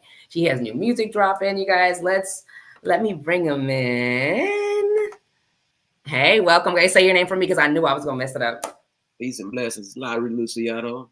Yeah, there we go. Yeah, see, what's the background behind the name? Is it sounds like it's kind of Spanish or something, or am I tripping? No, it's not Spanish. It's actually I actually got the name Lyre is actually pronounced. The origins of it is actually pronounced lyre. But it's an instrument that was played by a Greek guy by the name of Apollo, and it brought gentle peace through music, poetry, and dance. So I just changed and put my own spin on it. Now the instrument is nowadays is in the modern times it's known as a harp. So the original instrument was made out of two tortoise shells and a few strings, and you know, pretty much the deep meaning behind it is just I'm a psychological being. So when it comes to my music, I am an instrument within itself, and you know, I bring peace to my music. I speak truth to my music, and I love poetry. That's how I actually got started within music. I just feel like it fit, especially the hiatus I was coming out of at the time. You know. Okay, so tell me how you came up with it, though. That's very intriguing. What made you come up with that, though?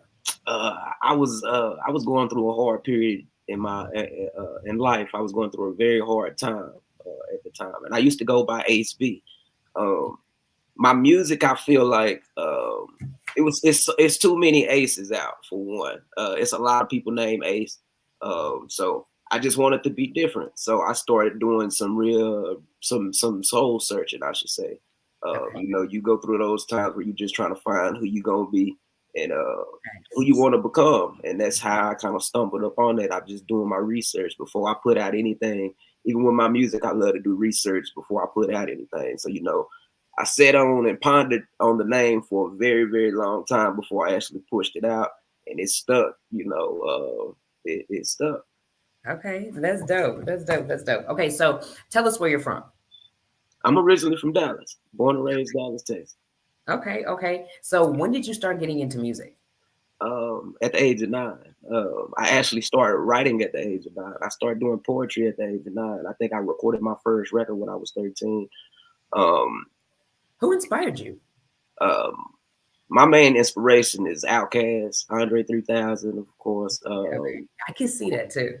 Yeah, everybody say that. Everybody say yes. Ludacris, even the old school. Matter of fact, I'm really a big fan of old school music. So when it comes to like timing and being on time, catching the beat, maybe the Beastie Boys, Eric B. and Rakim.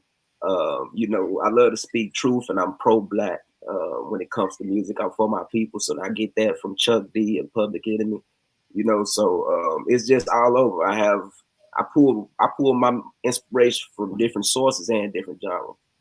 Okay, that's dope. That's dope. That's dope. Okay, so how do you think it's a gift? Like you were, 9 years old and you just start writing poetry because in English class you had to write it?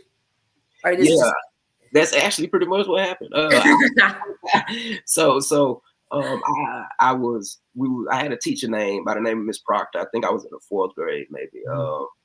And I wrote the very first poem I wrote was called My Flower, and I described my mother as a flower. And my teacher pulled me to the side, told me then that I needed to pursue writing. And ever since that moment, I wrote, like it became an escape for me. Like when you're going through times, it kept me out of getting in the streets, and getting in different behaviors and activities and stuff. When everybody else was going left, I was going the other way. You know, That's good.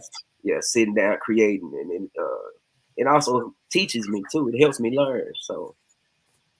So do you think that your gift is, you think that doing music is a gift, like that's given to you? absolutely, I do. Mhm. I do. Yeah. I feel like I'm a vessel. I feel like one of God's vessels when it comes through music, because Mhm. of the stuff that I write about. And you know, I like to speak life and I like to speak truth. I'm very motivating and inspirational. I like to be. Uh, I just like to uplift people, you know. And then if I'm not uplifting you, I just want to relate to you. You know, we all go through certain things, and sometimes it's hard to talk about. Hmm. But you can put on a certain song, and And you can yeah, connect. Yeah, you can connect with that song in a deeper way, you know, and it becomes something that helps you through life, you know. So that's I definitely feel like it was a gift for me. yeah, Yeah. facts. That's dope. Okay, so do you sing too? Dance? Or you just rap?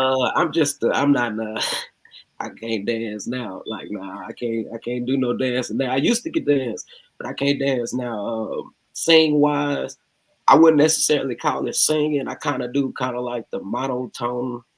I guess people kind of compare it to like Devin the Dude and maybe CeeLo Green. But other than that, like yeah, I'm really just I just vibe, you know. Okay, okay, all right. And do you feel that? Why do you feel like music is important to society? Wow. Because it's a powerful thing. Um, it's very important. You know, the generations that if you listen to the music now, it just makes it's powerful. That's all I can really say.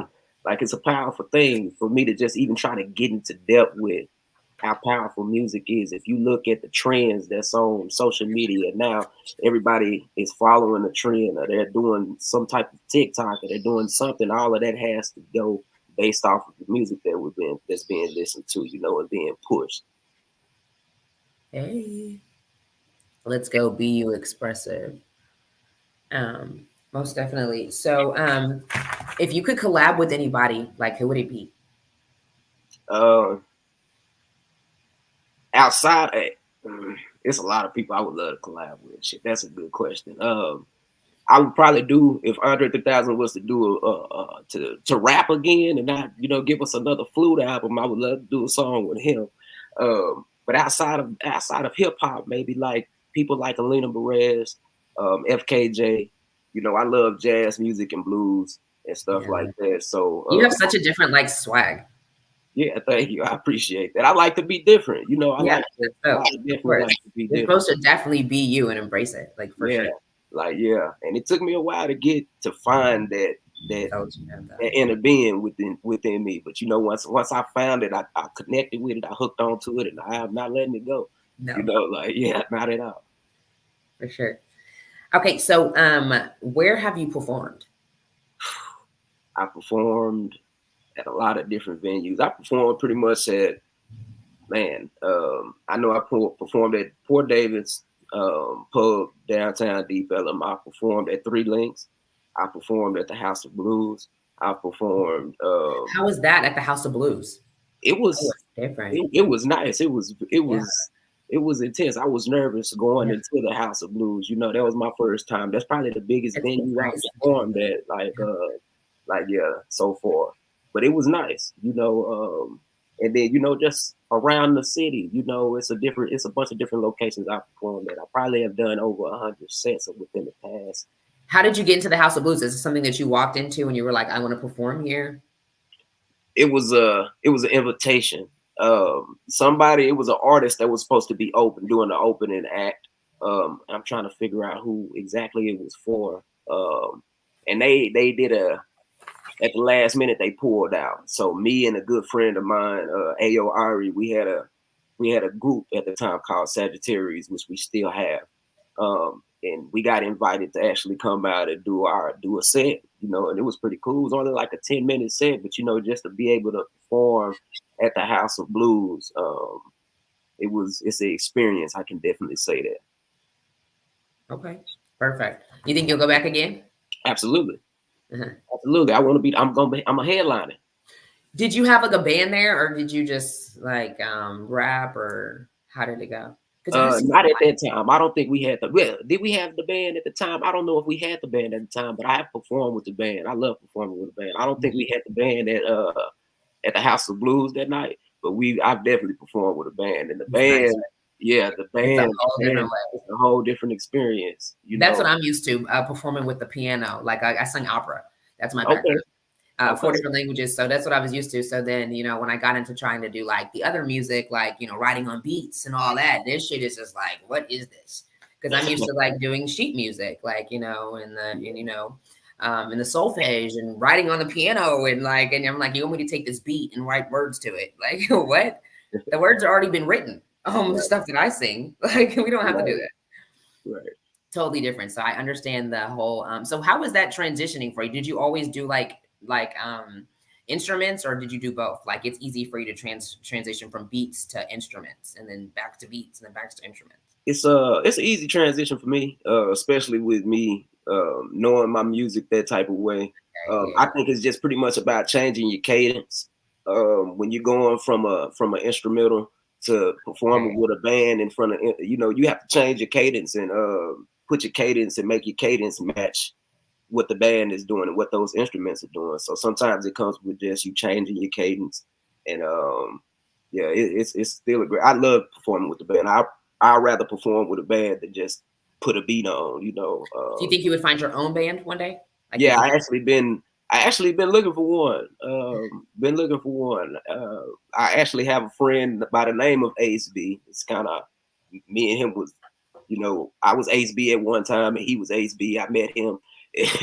And but he has a band called Frequency, the band, and I actually supposed to have been linking up with him, and then it's another band called EBT, the band, that I was supposed to have been linking up with. So hopefully we can make that happen. Okay, that's dope. So can you pack a club when you perform? Yeah, if I do my marketing and everything the right way, then yeah, I can absolutely pull and pack out a club. So how do you do your marketing? I'm more of an in your face type of person. I use social media, of course. That's like the main source nowadays.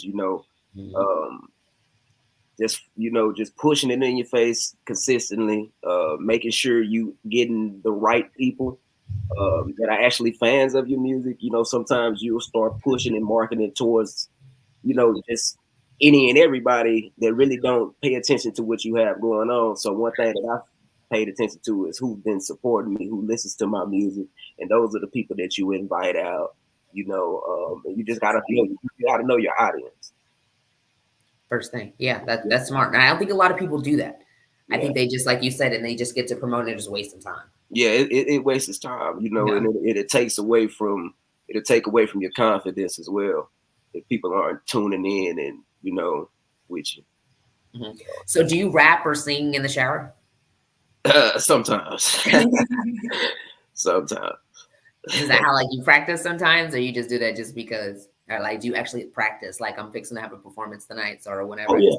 I'm practicing when we get off live. Like when we actually get done with this, I'm gonna get back to it. Like, I do it every night. With the situation that I had going on, I had to stop for a minute. So yeah, we definitely gonna get to that. Yeah, like, so with me just getting back my voice, my rapping voice, and being in the pocket that I'm used to being into, I have to rehearse and practice every day.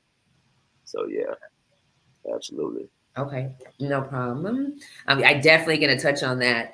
But what's your favorite song to perform? Time Travel. Why? That was the very first song. For one, it was the very first song that I wrote as Lyre Luciano. It's and I'm breaking down my time on the first verse. It's just it's one of those motivational songs, and then I love the crowd reaction that I get when I perform the song. By the time I get to the second verse, maybe the end, the last hook, the crowd is usually screaming and they're doing the chant. They're actually saying the hook with me, and I know that feel good. It feel real good, when you actually have a song that the masses can relate to. Yep, that's you definitely right. That definitely it makes you want to keep going. It's like a motivation that people are really start singing my song. Yeah, You absolutely. It's my most requested song to perform. So I know, love that's it. good. Yeah. So do you try to make more songs like that because you know that's like what your fan base likes, the way that that song went? Like, do you try to be like, okay, so this is what I know my fan base likes, so let me try to make songs kind of like run the same beat or this same type of flow, or you're like, no, it don't matter. I'm gonna still just making what I want to make, and Uh, I would say both. I'm definitely going to continue making the type of music that I make. But Mhm. I think the fans, in the audience, they actually connect with the song because I'm speaking truth on the song. So and I'm also giving game on the song. I'm talking about time, the importance of time. Letting you know not to waste it. Um, it looks like an illusion. It's just certain bars that I say on the song that make you be like, yeah, okay, I understand what he's saying, and it's the truth. So long as I put truth in my music and um, and aim to inspire and steady be this vessel that I feel like that I am, then I feel like the crowd gonna connect with the music that I do. Mhm. Yeah. No, for sure. Okay, so do you have any upcoming shows? No, not at the moment. Not at the moment. I can't wait to start back performing, but I don't have any at the moment. Okay. What about what's the best advice someone's given you in the music game? Um, Stay in your lane. Mhm. Um, What's it and like getting out your lane? What's getting out your lane? getting out of your lane is just trying to, I guess you want to say, trying to do the same music that's popular, more trap music, more drill music, stuff like that. Just stay in lane, stay true to your craft. And that's what I do. I stay true to my craft. I'm a lyricist, I'm a storyteller. I love to break down, I'm a concept writer. So um, that's just the best piece of advice that someone is giving me, is just don't drift out of my lane, however long it takes. Stay doing what you're doing, stay making the music that you make, because um, people need to hear it. Mhm. Yeah. So how does it feel like when you're making music and you feel like this is a hit, like this is my shit, it took me a minute, I'm really feeling this, and then you drop it and it's like you don't get the response that you feel like you should have gotten. How does that make you feel? Um, just keep pushing it. You maybe sometimes a song might not hit at that time. It's all about timing. Sometimes when you release a song, it's about timing. It's about your marketing. It's about how you put it out. Are you giving the fans pieces of it before you release the whole version? Sometimes us as artists, we just drop a song without a visual. And some people are not just going to click on that music link, that Apple Music link that you sent them. Fuck you, mean you Yeah, damn right. Yeah, it's not if like right. But if you catch their attention with a visual, mm, then it's a different story. So, and then it goes back with you being a local artist, maybe being you pushing it to your friends and you pushing it to people that you already know, when they already know who you are, when you need to be aiming it at a different audience. You need to be pushing it, to different states, to different countries. Those are the ways that's how I look at it. Like, so if I drop a song and it's not getting that much buzz, it's like, all right, well, shoot, I'll re-drop it or move on to the next song. It's nothing to be heard about because it's the type of business that we're in. It's millions and billions of artists out here that's dropping millions and billions of songs daily. So you just got to do something that, Alkin South said exactly 100 big facts. yeah. You just definitely gotta aim. You just gotta know what you're doing. Good job. How do you stay Jones says right, how do you stay positive? Because in this music industry, in this entertainment industry, there's so many haters. I'm talking about there's so many haters. So like how do you stay positive with them everywhere? Well, just never change who I am. I'm a positive person, so if I feel like if I switch up and become negative minded, then um, I'm throwing off my game. The haters have won. So one thing that I always do is I'm always going to be a positive person. I'm a very positive vessel, positive spirit, very genuine, very motivational, and I love to communicate. So one thing when I'm out, I show love, even if it's not returned. I don't hate on nobody else. I don't have enough time in this world to hate on somebody else. So When's your birthday? December 2nd. Is that a Sagittarius? Yeah, I'm a Sagittarius. Okay, I was just curious. Just because you said positive energy, positive, which is good, but I was just thinking maybe you were like a Virgo. No, I'm a Sagittarius. Stay on the throne and don't entertain the peasant. Fast. Yeah, you just put on a show for him. But I mean, it's gonna just, I guess it fucks you up at the part to where you feel like you have like this team or you have like these people that really cut for you. And then you find out like the people are like, damn, y'all are haters too. Like, I'm really by myself in this shit. Right. But the whole time, like, but you cut for these people. Like, I ride for you. Like, I'm like, these are my people, you know? And then it's like, at the end of the day, like, you don't really like me. Like, so there's all this shit, all these years, like this whole time, this shit was fake. This shit, right. Kind of like, damn. Like, bro, I ought to knock your head off your body. But it's like you can't be like that. Like, you should just continue. You just got to continue. But I mean, it's just like, and they just be everywhere. Yeah. So it can be kind of frustrating. So I was just wondering how you continue to just be like, fuck it. Yeah, you can't let anybody stop you from what your plan. Everybody don't know your plan. So, you know, even when people do switch up, it might hurt. It might be irritating it sometimes, but you know, you just gotta pull away from those people and find different people that's gonna connect with you and that truly support you. You know, support goes a long way. Facts. So, yeah. Why do you feel like people switch up though? Why do you feel like maybe people in the beginning they support you, and then like all of a sudden like they just switch up on you? Like, what do you think the switch up comes from? It comes from jealousy, envy. What's the difference between jealousy and envy? My outlook on it is somebody jealous of you, you know, they just jealous of you. They probably want to be you. When somebody envy you, it's dangerous in my eyes. It's dangerous. If you envy somebody, they could do some bodily harm to you, and possibly if you give them space, they could do some whole shit to you if you allow them to. You know, but they both two traits that I don't want to have around me at all. So envy's worse than jealous. I feel like it is. Personally. Envy is like, I fucking hate you. Like I don't even know how to explain it. Like, why you stupid little bitch? Everything is you. Like, it shouldn't be me. Envy to me is more action wise. Jealousy is just somebody standing to the side, like, okay, yes, like hating and shit. You know, like so. Envy, like, they throw it in your face. They let you know. Like, they mad and everything. Trying to be seen. They want to. They want you to see them. They want you to know that they dislike what you're doing.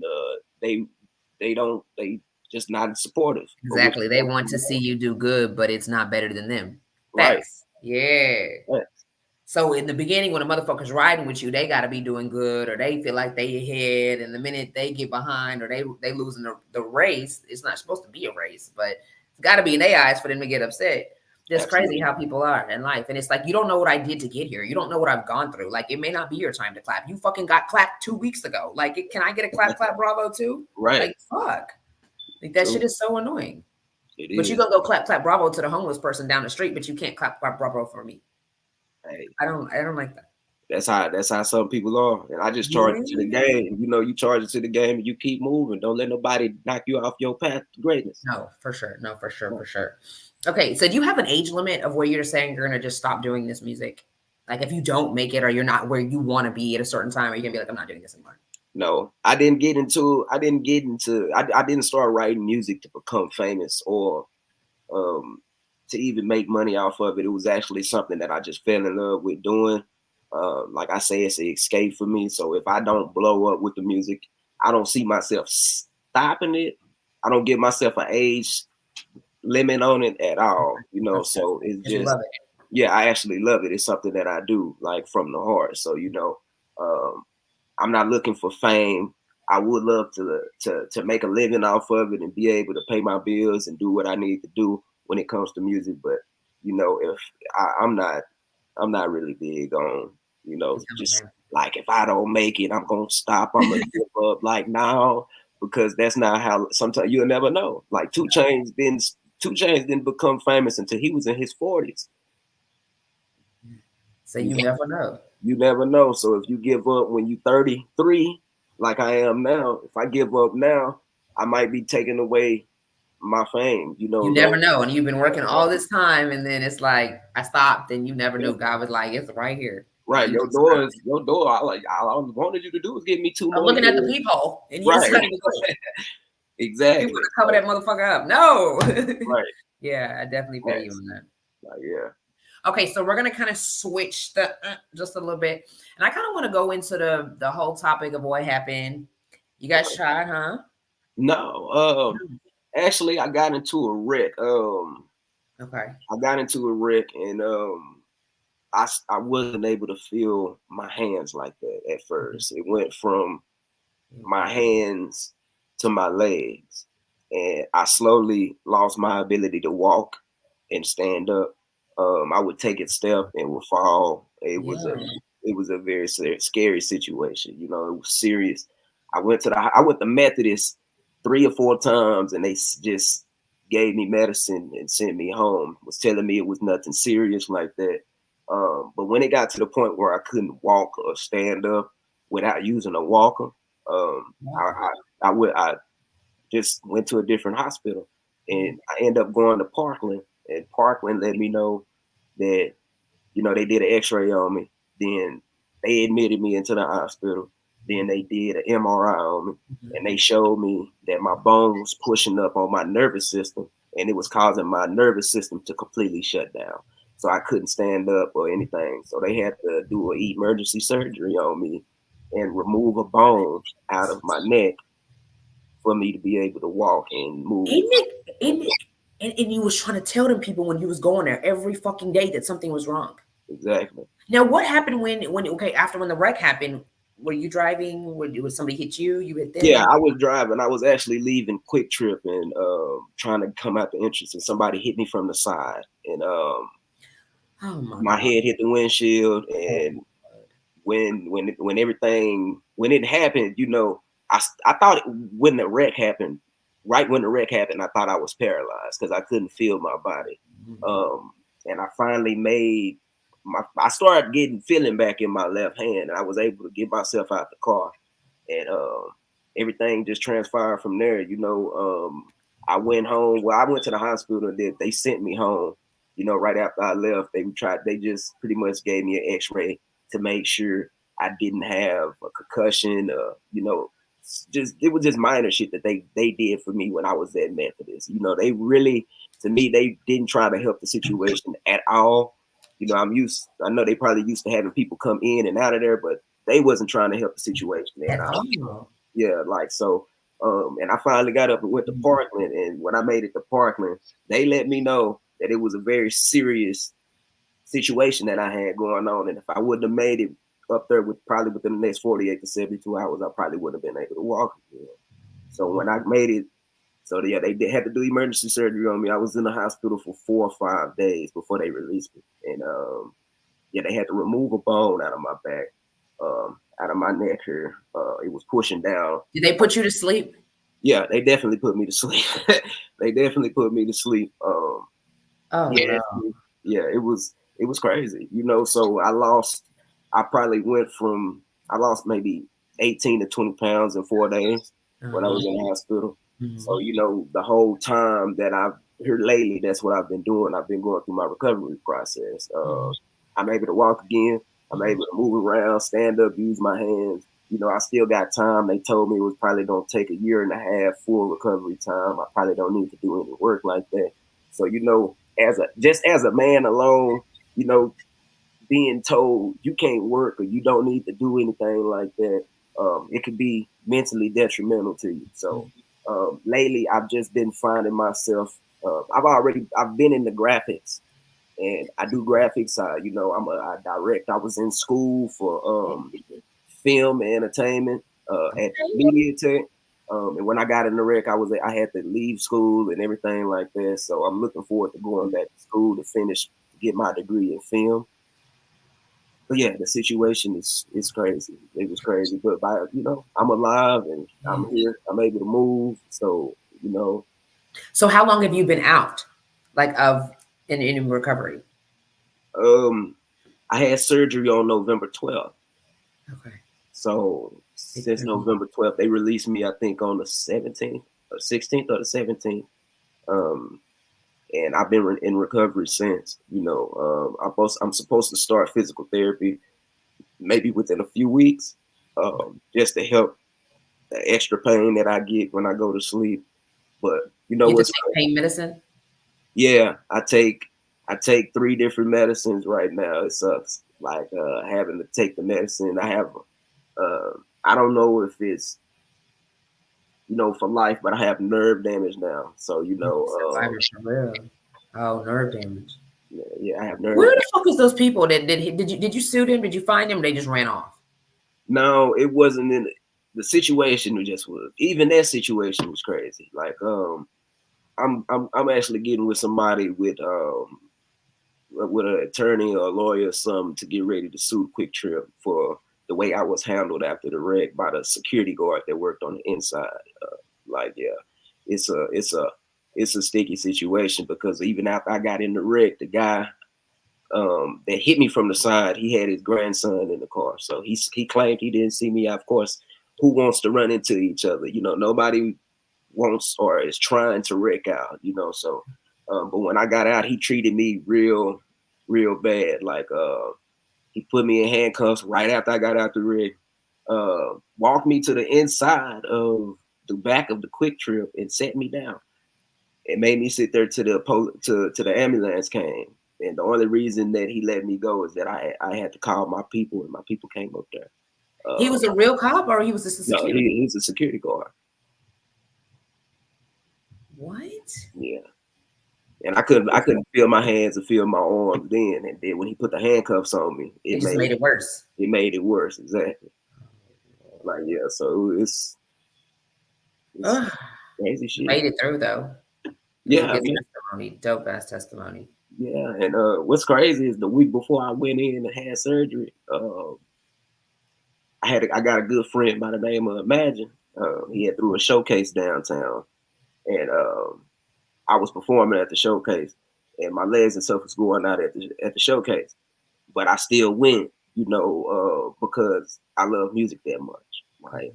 And then it was one of those situations to where I just thought it may be fatigue, maybe it was maybe dehydration because I was drinking a lot at the time, you know, just partying, wake up, drink a cup of coffee, you know, start moving around because I work for myself. I do a lot of freelance work, and yeah, I performed and I was very wobbly. I was on wobbly legs when I was performing, you know, so I had everybody that was in attendance who they know me.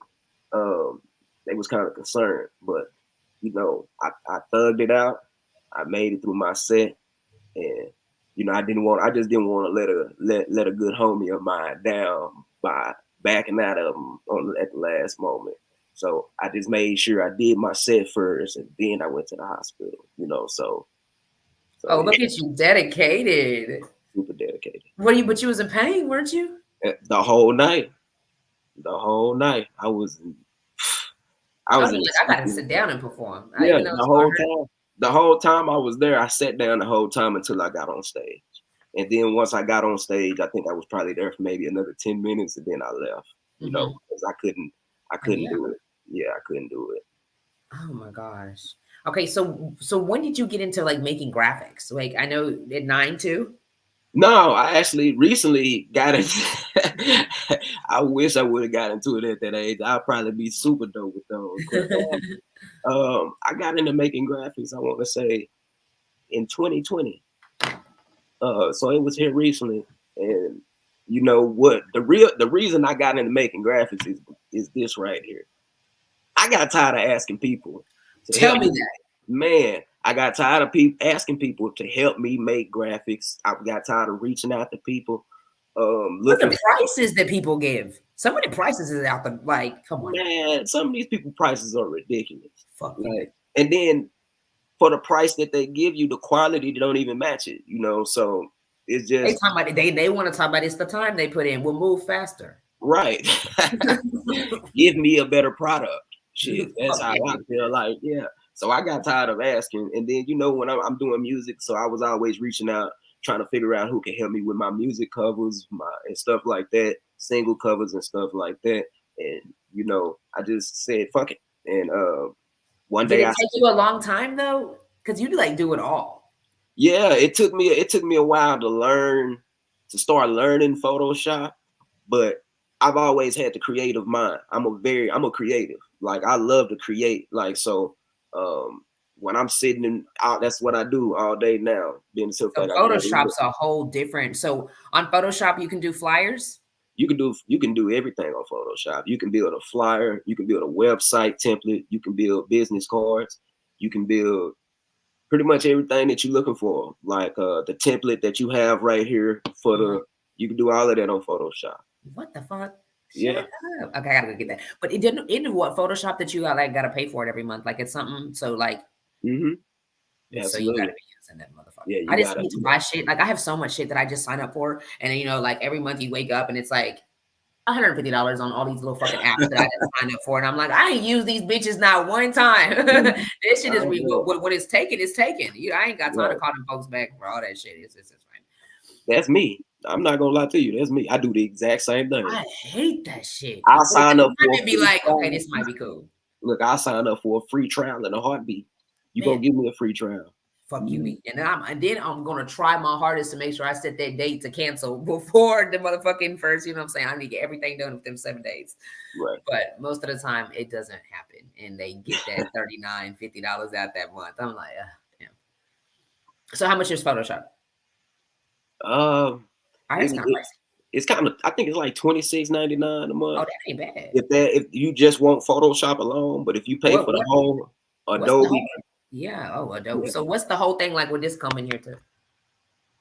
Huh? Where my little screen thing? What if you want all the features? What's that price? That price for like the whole Creative Cloud, for you to have access to Photoshop, After Effects, Premiere Pro, and stuff like that.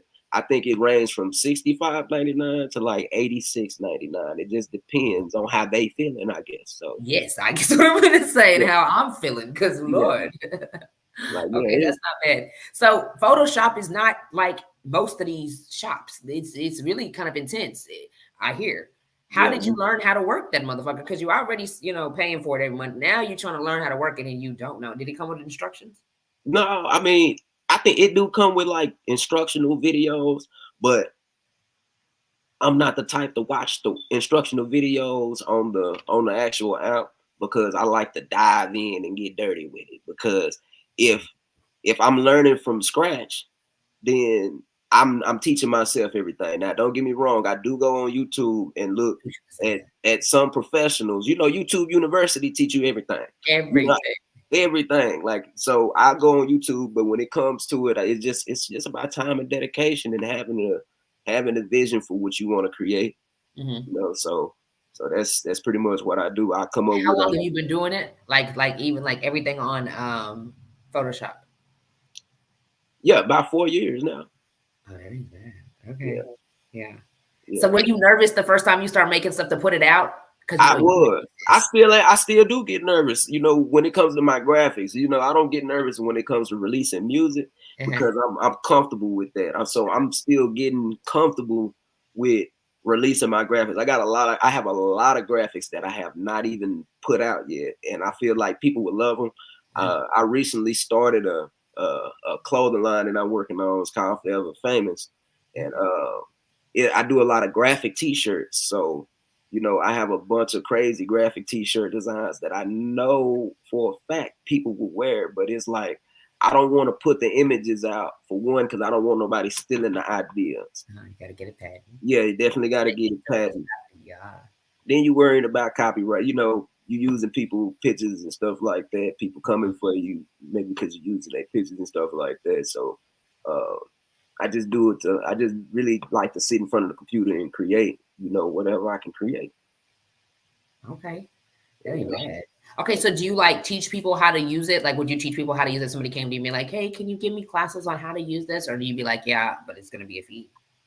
To be honest with you, I don't know if I would charge, because game is free. You know, you can why would I charge somebody to try to learn, to try to pick up a tool that can help them in life? You know, like I wasn't charged. Even when I asked a few people that I know about it, they didn't charge me. They passed it down to me, so I feel like I I can pass it down to somebody else. I don't mind. That's just the type of person I am, though. You For know. sure. For sure. Yeah, yeah. So I'm not looking for your money. I can make my own. You know, and me showing you something that I'm probably already getting ready to start doing. If you sitting around me, then yeah, I'm not gonna charge you. Like that's all we got to do is link. Right. For sure. Yeah. Okay, so when you go to the studio, do you already have like your music memorized, or are you the type to go in the studio and you're like, okay, hold on, let me get this piece of paper, run that back, let me do it again, hold on. No, I every time I go to the studio, every song that I record is already memorized. Like I'm not the type to waste time to go into the studio and write. I don't feel like that's a smart move as an artist, because going into the studio and write into the studio, don't get me wrong, I understand the concept of it. You actually being in the studio setting helps you create. But if you already have your songs memorized, if you have like 2 hours and you waste an hour of that time writing a song, you wasted an hour of time on recording. So me, I go to the studio, I can record 4 songs in 2 hours, maybe more. It depends on how good the engineer is. How long does it take you to like get a song down and memorized? If I'm really focused on that song, maybe 24 hours. Because every single time I write a line, what I do, my write method is this. I put on instrumental. Once I start writing to it, if I get 2 bars, for every bar, I start the beat over and run the song from the top. So what that's allowing me to do is to memorize what I've already wrote, making sure I'm staying on topic, you know, and not veering to the left or start talking about something else, and it just getting me really more in touch with this song. So by the time I'm done writing the song, and I don't even notice it sometimes, that I'll probably step outside to go smoke, and I've been start rapping this verse, and I'm like, damn, I already know the verse. I just you know, like so it helps, and I've been writing like that for a very long time. So I would definitely, you know, recommend that way to write to everybody else. I'm not sure, you know. I agree with you on that one. Yeah. What do you see yourself in 5 years? I see myself more as a mogul in 5 years. That's what I really want to become. I would love to be known as a legend, a great writer. If out of anything, I want to be recognized as a great writer. I don't really care about the fame, but if fame, or music, or like writer, like books and all kind of shit. I'm working on the book called Breaking Breaking Detrimental Thoughts. Okay. Like yeah, so it's a book that I have that's something that I'm working on. I actually wrote a kids book for my kids that I want to turn into a cartoon and let each one of them do the voiceover for the cartoon. Okay, you know? So, yeah, it's a lot of stuff that I want to do, like that I actually started on. I actually send you the images to those here later, so you can check them out. And but yeah, like I just want to be known as a great writer. If it comes to music, if it comes to poetry, if it comes to, you know, being an author, writing books, I just want to be known as like, man, that's probably one of the greatest writers that we've seen in a long time. So your passion is writing, like that's your voice. I love to write. Like yeah, I love to create. So do you journal like every day, or you write and just talk about life every day, or what? No, I ain't got on my Moesha shit yet. Yeah, yeah, that's it. I ain't got on it yet, but you know, it's probably a good idea to actually to write down what's going on. But you know, I usually do that with my music. You know, let you know what's going on with me through my music. You know, so I usually do it like that. How do you market yourself? Is it just on social media? No, I like to go out. I like to get stuff printed out, pressed up, and I like to hit the city and be in your face, so you can put a personality and a character with what's being shown. He hit that hoe, didn't he, with the Moesha?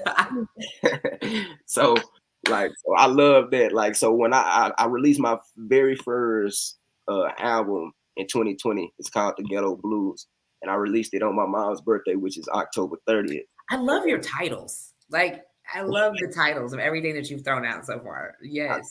Thank you for that. I take my time on them. You know, I don't just try to, let me make something. Like, no, I actually take my time on it. It's actually very planned out. It's well planned out. And I'm very hard. I'm probably my biggest critic, you know. So, but when I made that album, I pressed up 100 CDs, and sold each CD for $20 a pop on the street. Yeah. I actually was able to get them sold, though I have a significant plan for the reasons of me doing that, you know. And one of those plans is if I ever was to blow up and become a mainstream artist, if you have that physical copy of that album, that's your backstage pass.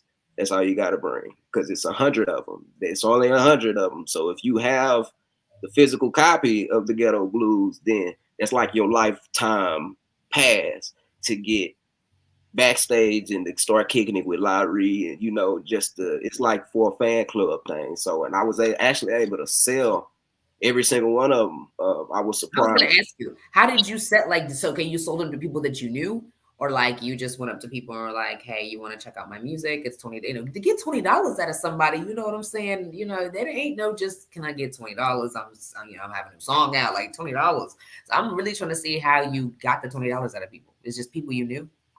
It was people I knew, and then it was a lot of people that just loved my music. Like, I've met a lot of, like, majority of the CDs went to people that just were fans, and that was the dope part about it. Like, when I dropped the album, it was crazy. I'm not even gonna lie. When I originally dropped the album, I wasn't expecting the type of buzz that it created, and the response that I got behind the album, it was great. You know, I had people calling me. I had somebody call me crying, thanking me for the album because it helped them get through whatever they were going through at the time. You know, they related with the album so much that when she called me, she was literally in tears, like thanking me, you know, because I put my business card inside of the album.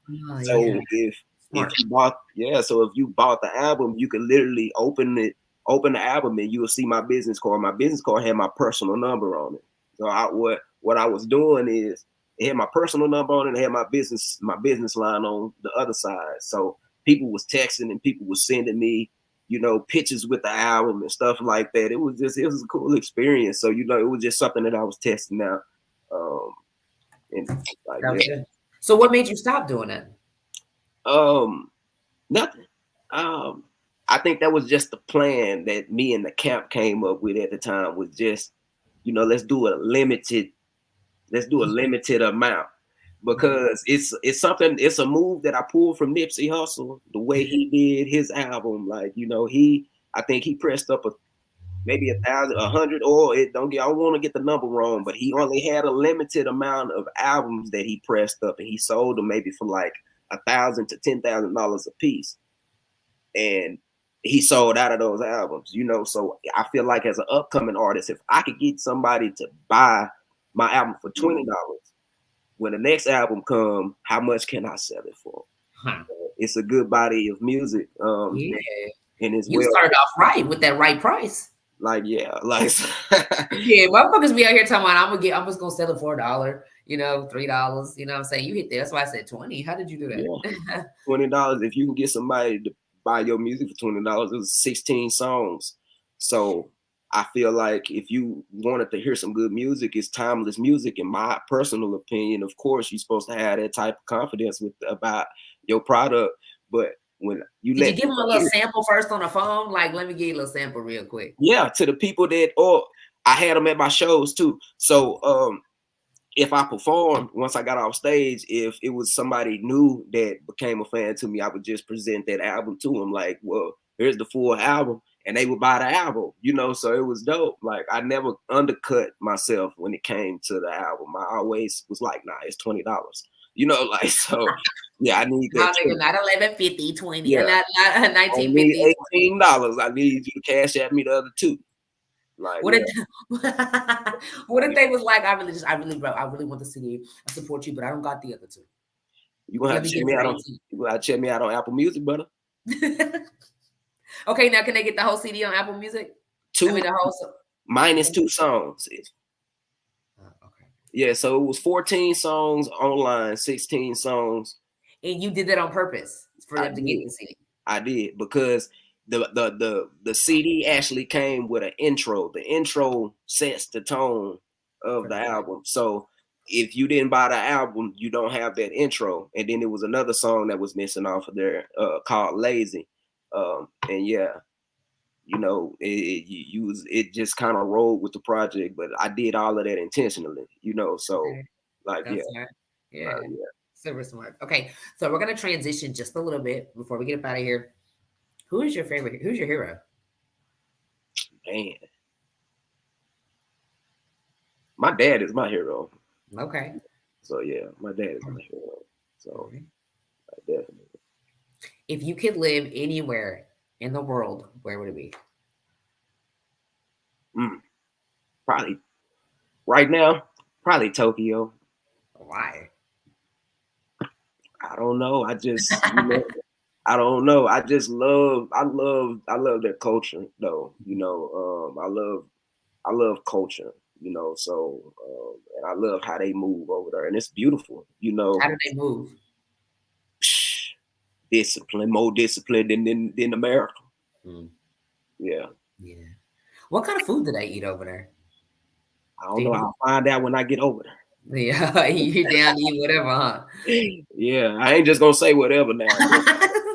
But we gonna find out. I'm sure they got some creative stuff over there, but that's, you know, maybe there or probably do. Like, yeah. That'll be somewhere. What is your biggest fear? My biggest fear is not being able to be the best dad I could be to my children is my biggest fear. Other than that, I don't really fear too much. You know, I just want to make sure that whatever move that I make through life, that I'm being a great dad or being a good role model in front of their face and when I'm not even in their face. You know, so that's another reason that's another reason I make the type of music I make. I have 2 sons and 3 daughters. So the last thing that I want to do is put out provocative music that they go back and listen to. So, but if I'm dropping gems and, you know, giving life lessons within their music, I'm leaving them with something like, you know, a map for life, you know, something that I leave. I like the way you thought of that. Fucking right. So they can always be like, I'm going to look my daddy music for this. Yeah, I'm going to listen to my daddy music even when I'm gone. Yeah, that's going to be the dope part. Yeah, I'm going on, all I ever had is the visuals, the everything. Everything. They go back and look at me. I like that. Yeah, for sure. Okay, so what's something that you could change about yourself, if you could?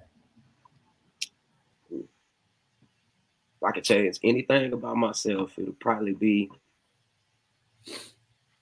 I don't know. That's a really good question. Sometimes I'm too forgiving, you know, and I'll probably change that. You know, I'm too forgiving at times. You know, I'm not the type of person to hold a grudge. You know, it's been a lot of times people have wronged me. When I say wronged me, I mean wrong. You see how my eyes getting like wronged me. Like, yeah, like sometimes people, but you know, I turn the other cheek. You know, I might break communication with them for a while, but one thing I know, life is too short. So if I've ever built any type of connection with somebody, and I get to thinking, I'm a real deep thinker, you know, so I get to thinking like, man, that shit was stupid that we got into it about. You know what I'm saying? It's bigger stuff that people break up and get into it about.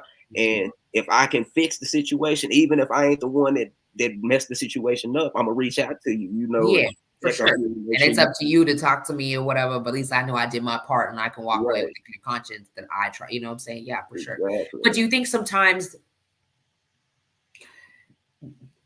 we do that too much? Like, it's like, okay, sometimes we're supposed to set boundaries because that person should be able to, you know, reciprocate, like do the same for us as we would do for them, because it's like, it takes a 2-way street for that. And we're always like, you know, going back. And so in a sense, they're like, well, shit, I could just play with them because they're going to come back anyways. I can just play with them because they're going to come back anyways. I'm going to fuck with their head for the day. That's exactly why I'm talking about it. Because once you know, if you let somebody slide once, they feel like they can start ice skating with you. Yeah. And if you don't set those boundaries, then people gonna play with you. And You know, But it is sad because, like, bro, we're grown. Like, shouldn't we be doing other things than playing with people? We should be trying to play with money and shit, like, and walking we should be around with trying that to hoe, build like, empires and everything fuck like that. you. Some people just don't have that type of mindset though. So those are the type of people that I like to be around. Like I heard you, when you was interviewing Miss Stacey, and shout out to Miss Stacey because she had a great interview and she was very knowledgeable about a lot of things. And I heard you talking about how you was at one point you was unorganized, and sometimes that just comes with you want to be around like-minded individuals. You want to be around people. If they just not so big, they don't have to be as disciplined as you. But if they got the drive and they got the will and they got the ambition and they got a vision, sometimes you gotta certain things you gotta bypass. You can't expect everybody to be like you. Right. But if y'all are still playing on the same field and y'all both aim for greatness, then sometimes you gotta overlook. Everybody has flaws. That's how I guess what I'm trying to say. Sometimes you gotta, and everybody you deal with gonna have a flaw. Facts. You just gotta figure out which one you want to work with. And you gotta also look at, and I feel like sometimes we have to look at ourselves though. Like so many times we'll sit back and be like, well, why don't we have those group of people by us that are like business and minded and disciplined and have want to do businesses? Because you got to think about it. Like you're not even on that mindset. So these people are not even going to fucking draw to you until you get yourself in line. And then, law of attraction, they're going to start forming to you because why? You're building yourself and elevating to that level. So sometimes that separation does require that elevation so you can get to the people that you need to be around. But you've got to change yourself first. You can't be, twerking and partying and shit. Talking about, can I get business friends, God? And you ain't even trying to do shit. That's not gonna work. True. That's true. So you definitely got to check yourself too, which a lot of people don't want to do. It's hard to like look in the mirror and be like, you need to do first this, and that, the other. A lot of people do the pride so goddamn. I'm perfect. I'm doing everything right. That some people is kind of crazy, but that is some people. It is. What is if you could wake up tomorrow and gain one quality and gain any one quality or ability, what would it be? She said, "Thank you. I'm still here. You're destined for greatness. Your wisdom is amazing." That's Stacey. That's Mama Stacey. Thank you, Queen. Thank you. What I don't know. I would probably the ability to read people's minds. You don't think that would make you mad sometimes? Like you're cussing me out right now. I want to slap the dog shit out of you. But I know the truth. Yeah. At least I know the truth about the situation moving forward instead of feeling like I'm being played or swindled the wrong way. So I would probably have the ability to read people's mind because I'm a psychological person. So like yeah. That's probably I think I would get into it. A lot of people like you told me to go to Chick-fil-A, but you really want Subway right now. Right. You fucking made me just waste my fucking money. They're like, how do you know this? Like, because I know. Right. I would be like an argument with everybody. But I think I got patience to deal with that. I'll probably just laugh. There you go. That's what our mission is about. I do not have a lot of patience. Yeah, I got a lot of patience. My patience is. How did you gain patience? Ooh, dealing with life. Dealing with life. I was a victim of police brutality in 2008. Lancaster police slammed me on the front of the hood of their car and pulled my arm. It's always something with the police, ain't it? Yeah. And one thing I had to learn patience through that situation because I was 17 years old when that happened. Oh, no. And just dealing with psychiatrists and you having to stop your regular day as a child, as a young teen, as a young adult, you having to go through certain situations, it'll make you have patience. I had to have patience and learn how to be patient. And then I started having kids, and any parent knows you have to have patience with children, so some situations that I've been put in have gave me patience and it's made me react, slow. Mm-hmm. That's one thing. Do you think you were put in those positions for a reason because you needed to learn patience? I think I know to be honest, I'm just be flat out honest with you. The first time I was put in that situation, that was my karma. The police situation was my karma. Uh-huh. See, when you go around and you wronging people, and I was in the streets, I was doing a lot of. So you knew it was your karma. You knew it was my karma. Like, yeah, it was my karma. Like, if I didn't know then, I know now it was my karma, because it came at a time period right after I got through having a very important conversation with somebody. And they let me know if I kept doing this, then God was going to sit me down. You always get your warning. You always get that warning. You do. And they set me down. It was a once again, that's a frightening situation. So for me, that's why I've turned and became such a pro-black being, you know, because I'm a victim of police brutality. Yes. I got 8 bolts. Yeah, I got 8 bolts in a metal plate in my arm forever because he snapped my arm, you know. And nothing happened. Like, yeah, like, so I've been through some stuff, but that's what also has gave me, that's what's giving me the strength and the mental strength and emotional strength to deal with certain stuff that a lot of people can't deal with, you know. So I agree with you, brother. I do. Corey knows. Like, yeah, and I will sit down, you know, and I'm a realist. Like, so how long did you sit down for? Oh, my my arm was in a cast maybe for 6 to 9 months. The physical therapy came afterwards. Like, yeah, the physical therapy came afterwards, and you know, it was just me. It was all about a time period of me. Did you go to jail at all? No, I didn't go to jail. I went to the hospital. What the fuck did they beat you for? I don't understand what if you didn't catch a charge to have to go. What was this for? They just was extra. They was responding to a false alarm at a house, and me and my cousin was walking through the houses. We waved at the police house. We chunked the deuce up at them and everything as we was cutting through the houses. And once we got on the other side of the street, they whooped around the other side, and everything took off from there. You know, they patted me down, eliminated all probable cause of me being a threat. Like, once again, I was 17. It was Sunday. You weren't doing anything. Yeah, we wasn't doing anything, but it was the guy, the officer, Flavio Salazar. I don't mind saying his name because that's his name. That's who wronged me. Who worked for like the police department at the time. He was already kind of like being watched because he was known for having aggressive tendencies towards people. The night prior, before he broke my arm, he ran and hit a 16-year-old kid with the car and fractured his leg. So, you know, and I didn't know all of that until I got in touch with my attorney, Steve Pipkin, at the time. So, it was a process, you know. But when you go through certain stuff, I feel like I went through that situation so I could become a leader and become and could teach people, different ways, you know, how to avoid certain situations. So one thing I've been doing over time is learning the law, learning your rights. Yeah, that time was being black for sure. Oh, for sure. I thought it was because you was in the streets. This is ridiculous. Yeah. No, and it was ridiculous at the fucking QT and you was in a car wreck. Mm-hmm. And the security guard come out the door and yes, that's why I said it's a fucking this is insane. Yeah, like one thing about police officers is they abuse their authority. Like a lot of people that get put in those positions, they abuse their authority, and they love to violate your 4th and your 5th Amendment rights, your human rights. And if people don't really know about their human rights, then I feel like there's something that you should really tap into. Like, they cannot identify you or ask you for your ID if it hasn't been a traffic stop or if it's not been a crime committed. So if you're just walking down the street and the police officer pulls up on you and asks you for your identification, you don't have to give him your identification. You can fight that. You can communicate with him and let him know. And once you start stating that you know your rights, of you learning some of your rights, then he gonna leave you the fuck alone.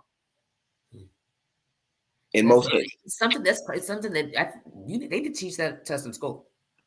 That's something that needs to be taught in school. I feel like that's something that needs to be important.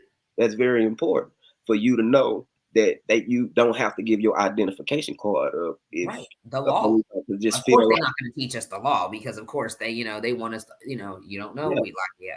Exactly. So. Oh wow. Okay. Let me see, we have something. That's why we should take back our birthright, govern ourselves, and own our own market, become a sovereign nation. No, for sure. Absolutely. That's freaking crazy. So if you had a crystal ball and it could tell you the truth about yourself, like your life, or your future, or yourself, what would you pick? So you have your life, your future, or yourself. What would you want to know? I would want to know about my life. I feel like my life will tell me about myself more, And then your future. moving forward. Like, yeah, so I think I would want to know about my life. Would you be scared though when you know? Like, would you be ready for that? I would absolutely be nervous. I'm not even gonna lie to you. I would definitely be nervous, but I take it with a grain of salt. You know, if you ask for it, so here it is. Like, yeah, so it'll be one of those situations for me. I just don't know, like, okay, like it depends on how well or in depth you go about my life. Like, okay, like you're gonna be like wealthy, you know, in your ages of 40 or 30 or, you know, whatever they say, or rich or whatever. But I would hate to say, like, you know, in December 3rd of 13, you know, you're gonna pass away. Like that would just be like, I wouldn't be able to, because you said life, I wouldn't be able to, I don't think I would be able to even function for the rest of my life. Like you just told me my death date. Like I have to put some, don't tell me when I'm gonna die. Don't tell me none of that shit. Just tell me I'm gonna be successful and what day the money enters the account successfully every month. But if you know your death date, that's crazy. If you knew your death date, a lot of people would stop playing with life. No, I heard that today on a speech. It says that that's what it said. You need to stop playing with life. People play with their life like they know when they're going to die. They said you don't know when you're going to die. They said if somebody told you that you had 3 years to die, I bet you would move different. If you knew you had 3 years before you died, you would move like different. You're supposed to live every day like tomorrow's your last day. Live. Absolutely. You're supposed to be going that fucking hard. And I heard it say, because I listen to motivational music speeches every morning, you know, with me and my son in the car before I get to work, instead of my motivation for the day. Who you listen to? All of them. Just in the morning I get up and like I have them all. You know how when you get on YouTube, like they just come, they start to come. So I just press them. But I listen to, like, I've listened to the pastors, and I've listened to, I like the ones that like you would listen to when you're in the gym. They kind of yell like, you don't have time. Like Eric Thomas. Yeah, like them. And then like, so what? And then they're like the movie bum. Like, so what are you gonna do? Are you gonna get up? Are you gonna make them quit? Like the ones that I'd be like, no, I'd be like screaming in the car, like, yeah, like be ready to. But it just gets me going for the day. Yeah, I like Les Brown. That's my favorite motivational speaker. I gotta listen to him. So is it more like calm or like a preaching, or is it kind of give you a mixture of it all? Like, but he state nothing. He state facts. Like, okay, I gotta listen to him. You gotta check Les Brown out. Like, yeah, I gotta listen to him. Like, yeah. Okay, if you had 3 wishes, what would they be?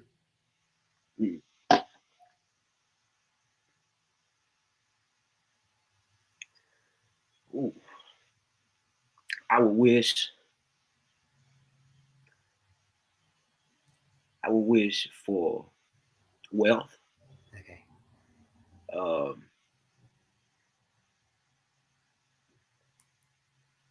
I would probably, ain't no probably to it. I would wish, you know, my kids grow up and be, you know, successful at whatever that they want to be. You know, and I just wish for peace, because that's what I want. Okay, that's a good thing. I'm a simple person. Like, yeah, because a lot of people I would wish for $1 million or $1 billion or $1 trillion. I want to be rich forever. So that was good ones. They say more money, more problems. If I'm wishing for wealth, then I'll be able to take care of whatever I need. They really do. Why do you think that they say that? Just because you think people start to like buy more, so like you can never make, like they start to put themselves in like a higher bracket, so you're still living check to check because you're like in a higher bracket, so money, more problems. Like I can't pay this $1 billion house now. That's just like when people get their taxes. Perfect example. When people get their taxes, they start eating different shit. Like you not going to the store getting the burger. You trying to go buy the dinosaur meat. That's what you damn right. You damn right. They get to go to get the crab legs instead of crab legs and everything. You live in your life. So when you have more money, I feel like the people around you create more of an issue for you than anything, because they expectations skyrocket from you. They expect you to help them with stuff because you well off, and that's not your job to take care of the next person. You're supposed to take care of yourself.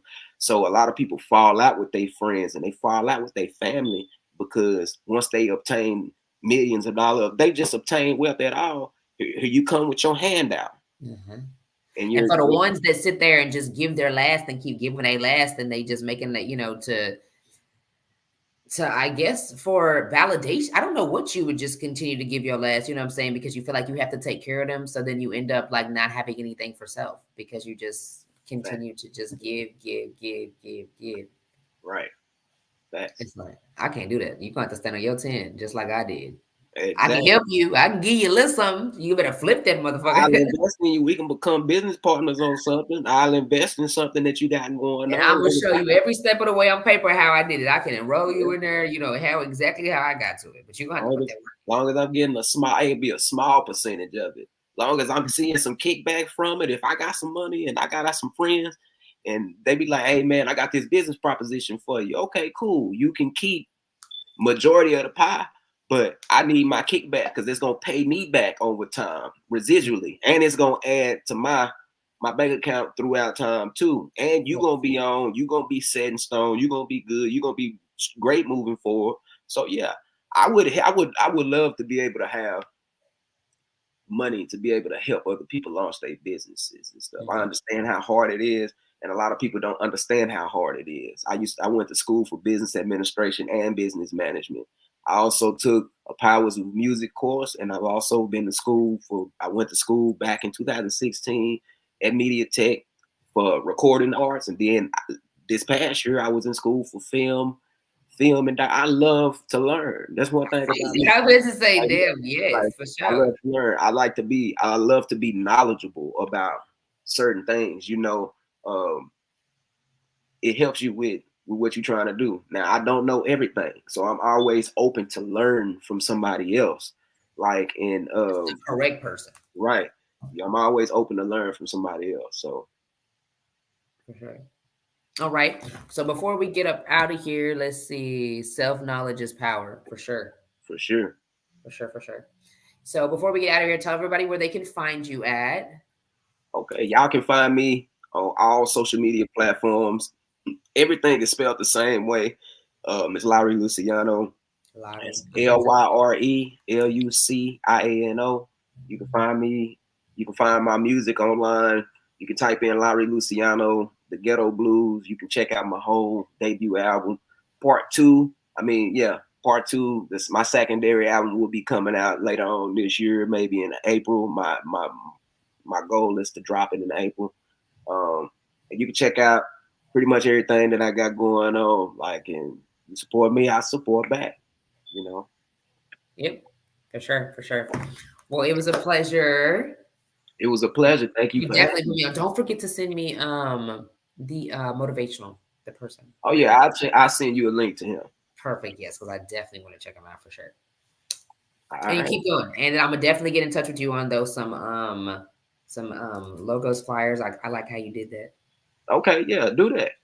All right. Tap in with me. I'm here, and you know, I got nothing but time right now through this. And keep going and keep going and keep. I like them now. Now I get the whole pro-black. Now I get it, because I was just like, I wonder how, you know, how you felt about it, because, you know, being pro-black, sometimes you lose certain followers, you know. So I was like, what was the purpose behind it? Now I get it. Yeah. I didn't become pro-black to gain followers. I was searching for myself, you know. So when you go through a time period where you're just trying to figure out where you fit in at, and what you actually want to become, you'll start going through. I can tell you, I went through so much stuff. That'll be for another time. I can just let you know. You know, I've been through like I had to catch up with you on that. Like, but yeah. You got into all different kind of shit, huh? All kinds of shit. Reading. Like, just trying to figure out. I was invited to be a part of the Black Panther Party. Like, it's crazy. Sometimes it's like things like will just drop into your, like, that you need to check this out. Kind of like your spirit telling you need to look into this. And, you know, that's how, you know, you're kind of transitioning. And it's things that are like about, you know, African Americans, what we went through and stuff like that. So it's kind of like, well, you never know until you really like read into it. You're like, well, pro-black isn't anti anything else. Right. Yeah. Anything else. What does that mean? Well, to my knowledge, pro-black don't mean I'm not racist. I'm not a racist. Oh, okay. Yeah. You just know some people feel like that whenever you know, they, you know, so I guess that's maybe they're racist in a sense. Nah. pro-black people aren't racist people. They just stand for their people. Those are the type of people that you will see at the Black Lives Matters movements and stuff like that. The ones that are very vocal about the police brutality that went on with George Floyd and you know, Botham Jean and stuff like that. Those are pro-black people. Like when you just for your people, you don't want to see black on black violence. You don't want to see that type of shit. You want us to come together because we stronger together than we are divided. But they don't want us to come together. They don't want us to come together. Everybody know who they is. They don't everybody know who they is. They know how powerful we are. They know this melanin got mighty powers behind it. And if we was to come together and people stop being so ignorant and stop looking at each other as competition, because that's our issue as a black race. Why do you think it's like that? I don't. It is like once again. It's not like we was all raised together for us to be. You know what I'm saying? Like in competition, like we didn't come from the same. Like I don't understand that shit. It's kind of annoying. We could come together and I could give you the game. We could do this together. We could go to school together, go to class, do this together, consistency, and we can get to the same. Like and no, like I don't want to do it with you. I can do it by myself. I don't need your help. Yeah, I can do it myself. And then next thing you know, they look up and they crashing. And you skyrocketing up and they going down. And then they hating. Now they hating. And it goes to their jealousy. Now they jealous. And then that jealousy turns into envy. Now you see what I'm saying? Like, so my thing is people hate because they want what you got. They wanna be where QueenV is. They wanna have the connections that you have. They wanna be as organized as you, but they don't have the mental capacity to put that discipline within themselves. So they still all over the place. They don't know how to organize their day the way you said you organize your day. And that's what they jealous of. They like, damn, she do this, she do this, she do this, she do this. How the fuck she find time to do all of this? Because you're disciplined at the end of the day. And it's hard to be disciplined. So I salute you and I commend you on you being so disciplined. Sometimes you can learn from everybody else. Vice versa to you looking down on them or you despising what they're doing. I learned from my losses in 2023, nigga. When you get them hard times, and you be like, let me run this motherfucking bank statement up. I got fucked here. I got fucked here. If I would have did this, I would have got this money back. So this is some hard. Now I gotta go grind extra because of these motherfucking mistakes. And I could have did this, that. So you know what? This year we're gonna try it differently because I'm tired of the same mistakes. So I got to figure it out. And it's nobody's fault for me because I didn't put a gun to nobody head and tell them to do me spin, none of that. I was my choices. So then I had to fix myself. So I'm like, this year we're gonna put everything out. We're gonna work. We're gonna do this. So then we know we're fixing every mistake is there. Now we want to see what happens. Now, if we have another mistake, we're going to critique that and we're going to keep going. As long as we keep improving, we're going to get there. But, you know, I'm going to check myself, though. I'm definitely going to check myself. I'm going to talk to myself and everything. Okay, you're going to get it right. Let's go try it again. Quit crying. Okay, you done crying? Yeah, you got to, though. You definitely got to check yourself because you don't want nobody else checking you because it come off disrespectful sometimes. Don't it? And motivated, hating, and then be like, damn, so that's how you really feel. Thanks. They want the shortcut to the outcome without doing the self-investments, being disciplined. Yeah. Exactly. It's not always easy. They programmed us to compete. Ever watched Great Clone Tyrone? That is a great music. Who is that? Jones, man. Say I like these guys, the people in the comments. They've been saying some stuff like facts. They Clone Tyrone is a perfect example of what they hiding from us. And I can watch that. I can get real deep on this internet here. I'm telling you, the type of stuff. I'm very knowledgeable when it comes to certain stuff because that's all I do. Like when I'm not creating and I got free time and I'm just relaxing and I'm in Lyre mode, Lyre world, I'm educating myself. It doesn't scare you sometimes when you get to that, you know, certain truths. You're like, because they've been putting it in our face for the longest. They just disguise it as comedy sometimes, or they disguise it as a joke, or they try to, if something major goes on in the world, they'll push a Beyonce concert or some it just be some throw shit. Now the whole world talking about this concert when they was just having sightings. They had like 3 alien sightings over here, 3 UFO sightings over here.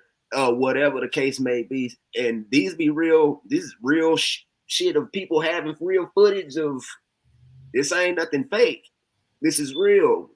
and they try to keep it out of the public eye. Like, I'm trying to tell you, it's a lot of shit going on. But even not just on that side, when it comes to the war that's going on, like they just sent that drone, and a drone killed three soldiers like the other day.